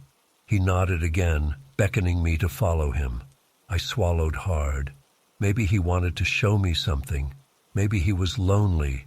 I tried to sound calm. "Is everything okay?" He didn't answer. I walked into a second room. The smell was stronger here. Musty, old paper, maybe damp fabric. I saw ornaments strewn on a table. They weren't pretty glass balls, but oddly shaped objects. Some looked like broken toys, others like dried flowers painted red and green. The lights on the walls blinked at random intervals, not cheerful at all. I said, "I should go. My family is waiting." He stepped in front of me again, shaking his head slowly. He raised his hand, pointing to a door at the back of the room. His face remained blank, but his eyes seemed to insist I continue. I was shaking now, my palms sweaty. I decided to go along, hoping I could slip away later. We passed through another corridor lined with old stockings. They hung unevenly, some torn, some stained. The floor creaked with each step. I looked back once and noticed that the hallway behind me looked different than before, as if the house changed when I wasn't looking. That scared me. I tried to focus on my breathing. The man pushed open a door at the end of the corridor. Inside was a room I guess he considered his main decoration area. There was a large tree in the center, but it wasn't like any Christmas tree I knew. The branches were dry, twisted, and the decorations hanging from them were small dolls with blank faces, some missing eyes, some with their limbs sewn back on with rough stitches. A dim red light from a single bulb on top of the tree gave everything a sinister glow. I covered my mouth to keep from gasping. I turned to run. The man stood behind me, blocking the way. I panicked and said, "Let me out. I don't like this. I'm sorry I came in." He didn't budge. I noticed his breathing was shallow and slow. He pointed at the tree again, as if insisting I admire it. My heart pounded like a drum in my chest. I wanted to scream for help, but I was afraid of how he might react. I took a step back, trying to keep the distance. "I understand," I said, my voice shaky. "It's interesting, but I need to go home now." Still no answer from him. He just tilted his head and stepped closer. I could see his coat buttons were shaped like tiny bells, but no sound came from them. Desperate, I looked around for another exit. I saw a small door behind the tree, maybe a closet. Without thinking, I darted around the tree, shoving aside a table covered in dried wreaths and cracked ornaments. The table clattered, things fell to the floor. He lunged after me but slipped on something. I heard him grunt softly. I grabbed the closet door handle and pulled. It led not to a closet, but to another hallway. I sprinted down that hallway, not caring about the noise anymore. Behind me, I heard footsteps. Not heavy ones, more like soft tapping, as if he stepped lightly. The hallway twisted left, then right. Dim lights flickered overhead. I nearly tripped over a pile of tangled garlands. At last, I saw the front door, or a door that looked like the front door. I rushed to it, grabbed the handle, and pulled. It was stiff, but it opened. Cold air rushed in. I stumbled onto the porch, snow under my feet again. I slammed the door behind me and ran across the yard, not looking back. When I reached the street, I saw lights in the neighboring homes, people inside laughing, music playing. It felt unreal. I hurried to my own house. I locked the door, breathing hard. My heart still pounded. I looked out the window, expecting to see him follow me. I saw only darkness on his porch. His door looked closed. I tried to calm down. Maybe I imagined some details. Maybe he was just odd, and I panicked. But I knew what I saw. I decided not to mention it to anyone. Who would believe me? I just wanted to forget it. I tried to relax, watch some TV, pretend it never happened.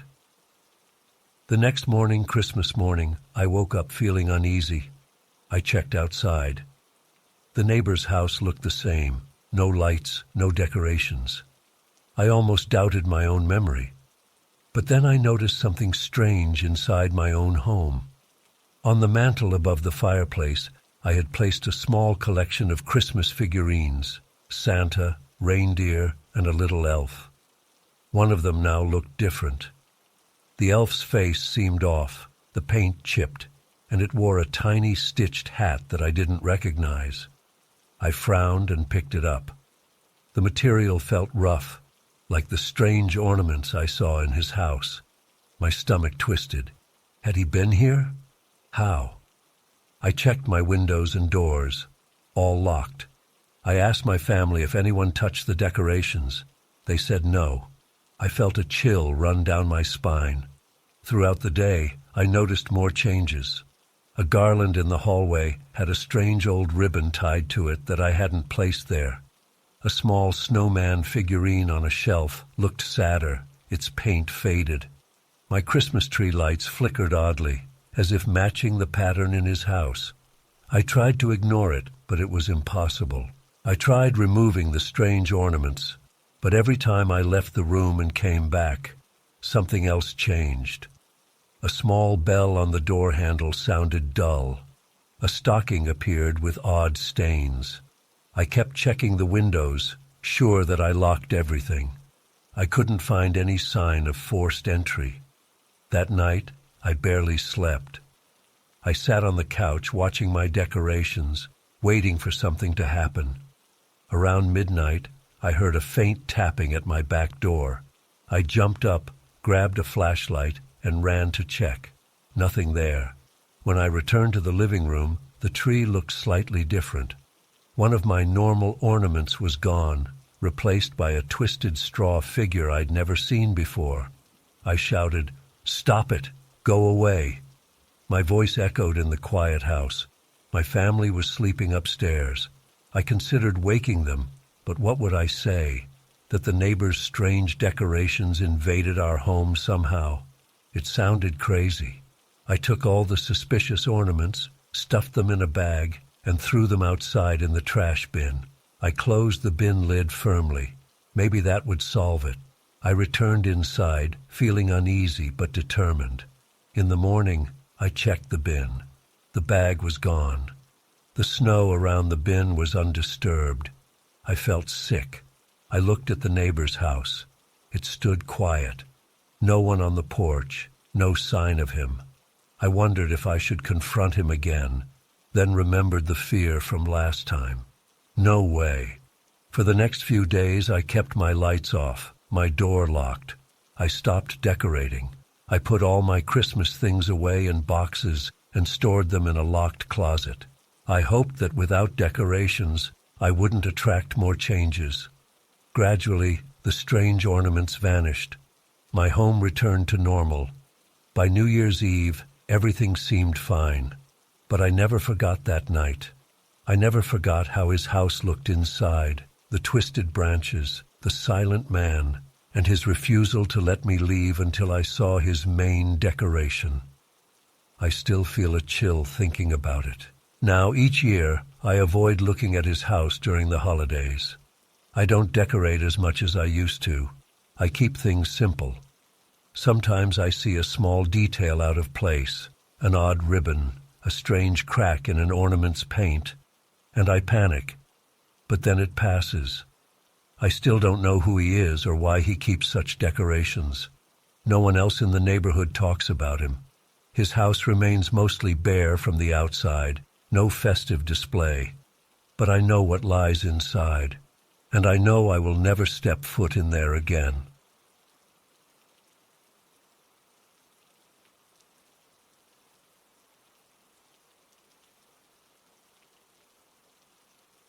I remember the day I found that old Christmas card. It happened a few weeks before Christmas. I was in this dusty antique shop downtown. I only went in to get out of the cold. I didn't plan to buy anything. The place smelled like old paper and dried flowers. Shelves were packed with old books, knickknacks, and faded postcards. As I flipped through a box of old greeting cards, my fingers stopped on one with a worn green cover. Inside was a handwritten note dated decades ago and addressed to me. My full name right there in neat script. I felt my stomach flip. It didn't make sense. I wasn't even born when this card was written. The handwriting was careful, each letter precise. The message was simple. Merry Christmas. I have waited a long time. Don't forget the place we agreed upon. I stood there, heart pounding. I asked the shop owner if he knew who sold the card, but he just shrugged. He said he got old paper goods from many places, estate sales, storage units. He didn't remember this one. I bought the card for a few dollars, tucked it into my bag, and left feeling uneasy. At home, I examined it more closely. The date on the postmark was from over 30 years ago. The sender's name was smudged, unreadable, just my name and an old address I didn't recognize. I spent the evening searching online for any clue about that address.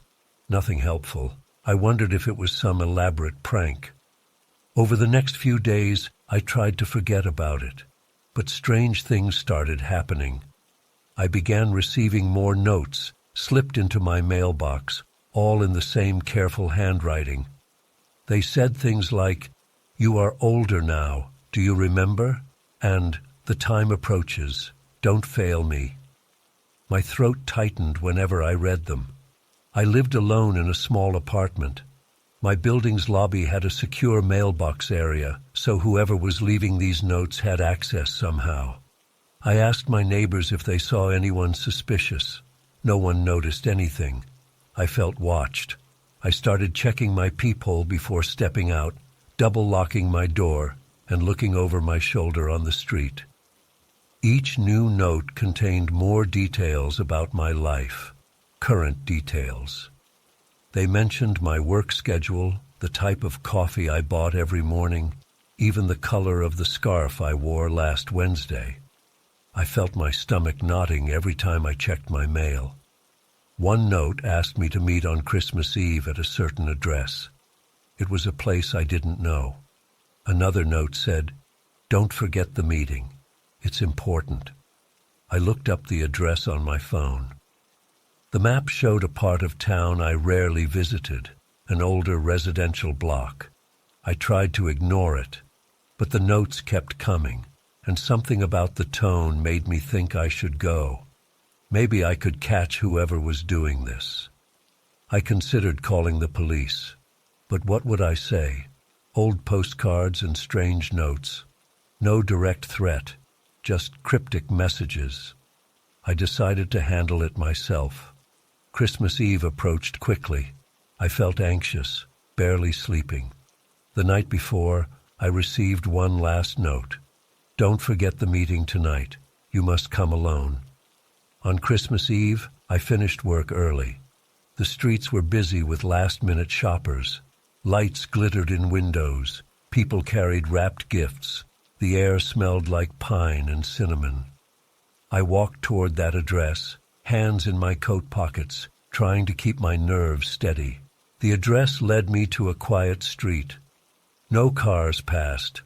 Old houses lined both sides, some decorated, others dark. The building at the address looked oddly familiar, yet wrong. It resembled my own home in some ways. The shape of the door, the layout of the windows. But the colors were reversed, and the decorations were placed differently. It felt like a mirror image, twisted somehow. I knocked on the door. My heart hammered. No one answered. I tried the knob. It turned easily. Inside, dim light and the smell of old wood. The hallway looked like my apartment's hallway, but reversed left to right. Even the furniture arrangements seemed mirrored. A table stood where I would have a coat rack, a painting on the left where I'd have it on the right. I felt dizzy. I called out, "Hello?" My voice echoed softly. Floorboards creaked under my feet. I passed through a living room that resembled my own, but with odd details. The couch pattern was the same as mine, but faded and worn. The coffee table looked like mine, but with scratches and burn marks. On a side table, I saw a picture frame. I stepped closer. It showed me, younger, standing next to someone I didn't recognize. A person with kind eyes, smiling, their arm around my shoulder. I had no memory of this photo. Behind me, I heard a shuffle. I spun around. A figure stood in the doorway, partially in shadow. I recognized the coat. I swallowed hard. "Who are you?" I asked, voice trembling. They stepped forward slowly. An older person, face lined with age, eyes fixed on me. They wore old-fashioned clothes. Their voice, when they spoke, was quiet and steady. I waited so long. I felt my stomach twist. The same phrase from the card. I asked, "Why did you send those notes? What do you want?" My voice cracked at the end. They took another step closer, raised their hand, and pointed to the photo. "You forgot," they said. "You promised you wouldn't forget. But time passed, and you moved on." I didn't. I shook my head. "I don't understand. I don't know you." My hands felt clammy. I could feel my pulse in my temples. They sighed, a sound full of sadness. "We made a promise, you and I, a long time ago, to meet here, on this night, if we ever lost each other." Their eyes locked on mine. "But you grew up. You changed your name. You moved away. You forgot what we agreed." I stepped back, hitting the edge of the couch with my calf. "I never made any such promise. I don't know you." My voice sounded desperate. They reached into their coat pocket and pulled out a folded piece of paper. They held it out to me. I hesitated, then took it. The paper felt old, the edges brittle. Inside was a handwritten message, the same handwriting. "If we are ever separated, we will meet again on Christmas Eve at the old place. No matter how many years pass, we will remember. I felt tears gather in my eyes for no reason I could explain. I couldn't remember writing this, but something about it rattled me. My heart ached as if I had lost something important long ago. I shook my head, voice quieter now. I still don't understand. Who are you? I needed a name, a fact, something solid. They stepped closer, and in the dim light I saw tears in their eyes too. I'm the one you left behind, they said. We were children, both alone, both frightened. We made this promise. Then you were adopted, taken away, given a new life. You forgot the orphanage, the friends you left. You forgot me. My throat closed. Memories stirred like faint shadows. I recalled being very young, in a place with other children. A dark hallway, thin blankets, the smell of disinfectant. I recalled a friend who held my hand when I cried at night. A friend who promised that if we ever got out, we'd meet again when we were grown, at a special place we marked in a map we drew ourselves. I had pushed these memories deep down, too painful, too confusing. I stammered, I didn't know. I was too young. I never got any reminder. My voice broke. I felt guilty, confused, terrified. The house around me felt like a constructed memory, a place drawn from old promises and regrets. They looked at me, eyes full of sadness but also relief. I tried so hard to find you, to remind you. I tracked down your name changes, your moves. I left the card in that shop, hoping you'd find it. I sent the notes, hoping you'd come. I needed you to remember. I slumped onto the couch, my legs weak. The silence in the house pressed in. Outside, I could hear faint carolers in the distance, laughter from other homes. Inside, it felt like we were stuck between past and present. They approached slowly, sat in an armchair across from me. Neither of us spoke for a long moment. I wiped my face, trying to steady myself. Finally, I asked, "What do you want now? Why bring me here?" They looked at their hands, folded in their lap. "I wanted closure," they said, voice trembling slightly. "I waited all these years, thinking you would show up one Christmas Eve, remembering our promise. When you never came, I realized you forgot. I couldn't let it go. I needed to see you, to show you the card, to prove that we had a bond once." I felt a surge of shame. "I'm sorry," I said quietly. "I truly don't remember making that promise. I was just a child, scared and alone. When I got adopted, everything changed. My new family. I tried to forget the orphanage. It hurt too much." They nodded, tears slipping down their cheek. "I understand. I just needed to know you were alive, that you had a good life. I needed to see it with my own eyes." I looked around the strange mirrored house. "Is this place real? It looks like my apartment, but not exactly." My voice sounded hollow. They looked at me strangely. "This house, I found it abandoned. I decorated it to remind me of you, to make it feel like the home I imagined you had. I didn't know what your life was like now, so I created a reflection. I guess I got carried away. I ran a hand through my hair, exhausted and overwhelmed." "What now?" I asked. They stood up slowly and walked toward me. I tensed, but they just held out a hand. I looked at it, then up at their face. I saw pain, longing, and a plea for understanding. I hesitated, then took their hand. It felt warm, human, real. "I won't force you to remember or to stay," they said softly. "I just needed this moment. If you want to go, you can." They stepped back and pointed to the door. Now I saw the front door clearly, as if the house arranged itself back to normal. I stood, legs shaky, and moved toward the door. Before leaving, I turned back. "I'm sorry you waited so long," I said, voice thick. "I'm sorry I forgot. I'm sorry I never came until now."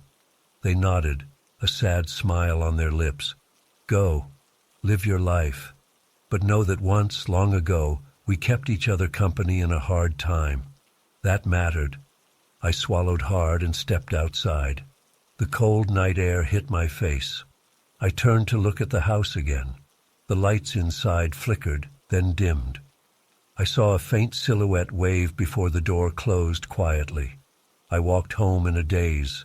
The city's Christmas lights seemed brighter, the laughter of families on the sidewalk sharper. I reached my apartment and went inside. Everything was normal. My decorations were exactly as I left them. I sat on my couch, heart heavy. I took out the old card from my pocket, the handwriting, the date, the odd message. I understood now it wasn't an invitation. It was a warning that I had left someone behind, someone who held on to a promise we made when we were both too young to understand what it meant. I stayed up late that night, thinking about the past, about the people I once knew and forgot. I didn't know if I would ever see that person again. Maybe they had the closure they needed. Maybe now they could move on. As for me, I felt changed. I knew a piece of my history now, something I had buried. I wouldn't forget this time. I would carry it with me, a reminder that the past never disappears, that promises made in childhood can echo through a lifetime. Outside my window, Christmas lights sparkled, and I heard distant voices singing carols. I felt tears on my cheeks again, but I let them fall. I understood why that card ended up in my hands. Some things need to be faced, no matter how long ago they happened.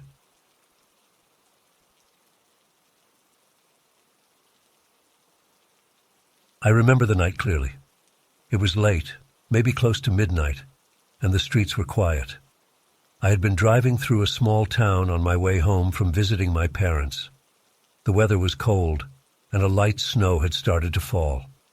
I noticed a Christmas store on the corner. Its lights were on, the door open, a sign outside reading, "Open 24 hours." That seemed unusual, but I was curious. I wanted to find a small gift for my niece, something unique. I pulled over, parked my car on the empty street, and walked in. The moment I stepped inside, I noticed how warm it was. The smell of pine and cinnamon filled the air. The store was bright, with shelves full of ornaments, small toys, wooden nutcrackers, and glittering tinsel. A tall Christmas tree stood in the center, covered in handmade decorations. Soft Christmas music played overhead, but it sounded slightly off-key. I tried not to focus on that. The owner stood behind a counter. He was an older man with kind eyes, a gentle smile, and a neat mustache. He wore a dark sweater and a red scarf. He greeted me quietly. "Good evening. Feel free to look around." His voice was calm, but there was something odd in his tone. I ignored that feeling. It was just late, and I was tired. I wandered through the aisles. Each shelf had something different: old-fashioned tin soldiers, porcelain angels, hand-carved figurines of carolers. Everything looked carefully made. I expected the place to be crowded during the day, but I was alone. No other customers. I asked the owner, "Do you get many people this late?" He shrugged and said, "We never close, so someone always stops by eventually." I continued browsing. After a few minutes, I realized I had gone deeper into the store than I expected. The aisles seemed longer than they looked from outside. I turned a corner and found myself in a section with children's toys, wooden trains, puzzle boxes, small dolls. The music got quieter here, and I couldn't see the front counter anymore. I felt a bit uneasy. I decided to head back to the main area. I turned around, tried to retrace my steps, but the path looked different. I walked forward. expecting to see the tree in the center, but instead I found another aisle full of garlands and lights. I stopped, confused. I tried another route, turning right. Again, more shelves, more merchandise. I frowned. The store wasn't that big from the outside. How could I get lost? I called out, "Hello?" My voice echoed softly. I waited. After a moment, I heard the owner's voice, distant. "Yes?" I followed the sound. It took me down a narrow corridor lined with old ornaments. Some looked very old, chipped paint on wooden figures. The corridor ended in a small room with gift boxes stacked on the floor. No owner. I tried again, louder. "I can't find my way back." No reply this time. The music in the background sounded distorted. I approached a shelf and picked up a small glass ornament, hoping maybe I could use it as a landmark. I placed it on the floor to mark where I'd been, then moved on. But after walking for a minute, I found another identical ornament on the floor. I hadn't left it there. My heart thumped.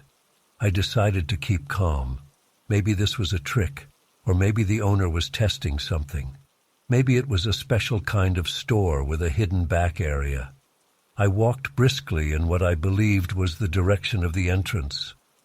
I should have seen the tree or the counter by now, but nothing familiar appeared. Suddenly, I heard footsteps behind me. I turned, relieved to see someone. It was the owner. He stood at the end of the aisle, smiling politely. "You seem lost," he said quietly. I let out a shaky laugh. "Yes, this place is bigger than I expected. I just want to leave. I'm a bit confused." He nodded and said, "I understand, but no one leaves until they choose the right gift." My stomach twisted. "What do you mean?" I asked, my voice unsteady. He stepped closer, still calm. "This store doesn't work like others," he said. "You came in freely, and now you must pick a gift. The right gift will let you leave. The wrong choice, well..." He trailed off, eyes drifting to the side. I felt a chill run through my spine. I tried to reason with him. I didn't know about any conditions. I never agreed to that. I just wanted something for my niece. He shrugged gently. "Rules are rules. We can't unlock the doors until you choose." I realized I hadn't even tried the door since I walked in. I turned on my heel and ran back the way I thought I came from. The owner didn't stop me. He just watched. After running through several aisles, I reached the entrance door. I pulled on it. Locked. I banged on the glass, yelling, but the street outside was empty and silent. The snow continued to fall softly. No one heard me. I pressed my face to the glass, breathing hard. My car sat right where I left it. The world outside looked normal, but I was trapped. I turned and saw the owner behind me, standing near the tall tree. "Take your time," he said softly. "Choosing is important." My voice shook. "I don't want to play this game. Let me out." He shook his head slowly. I clenched my fists, panicked. Maybe I could break a window or knock down a shelf. I grabbed a small wooden soldier from a shelf and threw it at the window. It bounced off, leaving no mark. I picked up a heavier item, a metal candle holder, and hit the window. Nothing. It was solid as stone. The owner sighed. "Damage won't help." I glared at him. "What does choose the right gift mean?" He stepped closer. I tensed. He spoke calmly. "This store offers many presents. Some are ordinary, some are special. You must pick one that fits you, something that's truly meant for you. Only then can you leave." My mind raced. "How could I know what's meant for me?" I asked. "And if I pick the wrong one?" He glanced at the shelves. "Then you stay," he said quietly, "and keep trying, or give up." His eyes looked sad, almost apologetic. I decided to try. "Fine," I said, swallowing hard. "I'll pick something." I walked to a shelf of ornaments and grabbed a random one, a small glass angel. I held it up. This one. He shook his head slowly. I felt a slight pressure in my chest, like disappointment welling up. The door remained locked. I tried another gift, a toy train. Nothing changed. I ran from shelf to shelf, grabbing items at random, a carved reindeer, a music box, a snow globe. Each time I looked at him for approval, each time he just shook his head. I screamed in frustration. "Tell me what to do," I shouted. My face felt hot, my eyes stung. He raised his hand. "You must calm down. Think about who you are, what matters to you. The right gift will speak to you." I clenched my jaw. Think about who I am. I was just a regular person, driving home for the holidays. My niece loved homemade gifts, something with a personal touch. I remembered her saying she liked stories, something that made her feel connected to family history. I thought about my family. My parents had old Christmas ornaments passed down through generations, each with a story. Maybe something old and meaningful would be right. I searched the store more carefully now. I found aisles with antique ornaments, old postcards, handwritten notes, even faded photographs. Each item felt heavy with history. I picked up a small wooden nutcracker that looked hand-carved. It reminded me of one my grandfather had. I turned to the owner, holding it close. He tilted his head. Not a yes, not a no, not right yet. I thought about my niece again. She loved music. She loved the sound of old lullabies my grandmother sang. Maybe a music box? I found a shelf of them. I wound one up. It played a quiet carol. It sounded almost like the one my grandmother used to hum. It gave me chills. I showed it to the owner. He narrowed his eyes, considering, then slowly shook his head. I cursed under my breath. Time passed, though I couldn't see a clock. I felt trapped in eternal Christmas Eve. The owner watched me with patient eyes, as if he had done this many times. I tried to ask him questions, but he wouldn't give direct answers. "The gift must feel right in your hands," he kept saying. "When you hold it, you'll know." I decided to slow down. I walked through the aisles again, touching items gently.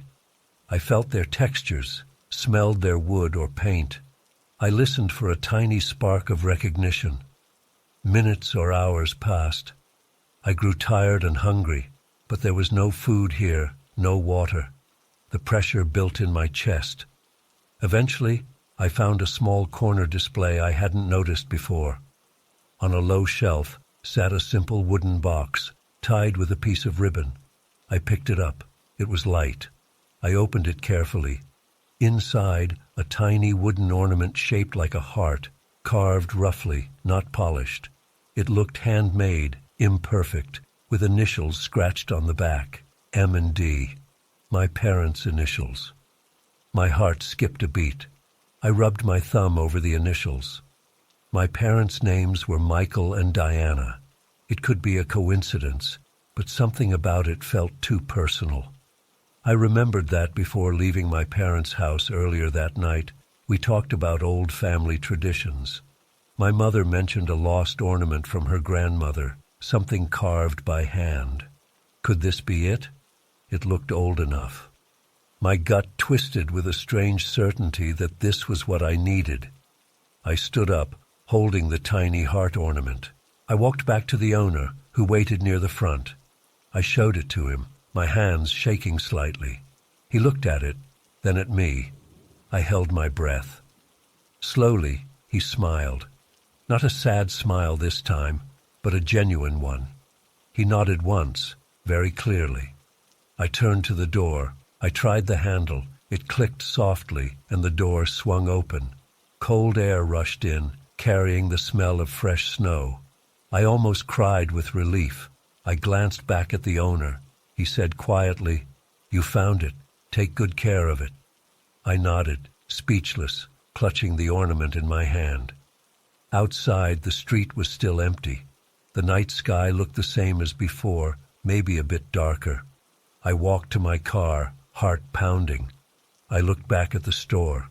Its lights were still on, and I saw the owner standing inside, waving gently. I got in my car and drove away, still shaking. A few minutes later, safe and alone, I pulled over. I turned the ornament in my hands. I felt warm tears on my cheeks. It felt like I had escaped something impossible, like I had passed a test. This was no normal store. I didn't fully understand what happened, but I knew the ornament in my hand was special. On Christmas morning, I showed the ornament to my niece and my parents. My mother gasped, said it looked just like the one her grandmother had described years ago. She had never actually seen it, just heard stories. My niece smiled, amazed by the coincidence. We hung it on the tree, and it looked perfect there. I felt calm for the first time since that strange night. I never told anyone the full story of the store that never closed, how I got trapped and forced to choose. It sounded too crazy. Sometimes I think about the owner. How many people has he guided? How many have failed to find their right gift? I shiver at the thought. I don't drive through that town anymore, but if I ever pass by, I wonder if I'd see that store again. Lights on, door slightly open. I don't think I'd dare go inside. Once was enough, but I'm grateful I chose correctly. Now, every Christmas, I hold that tiny ornament and remember what it felt like to be trapped in that strange place, and how I found something that truly belonged to me.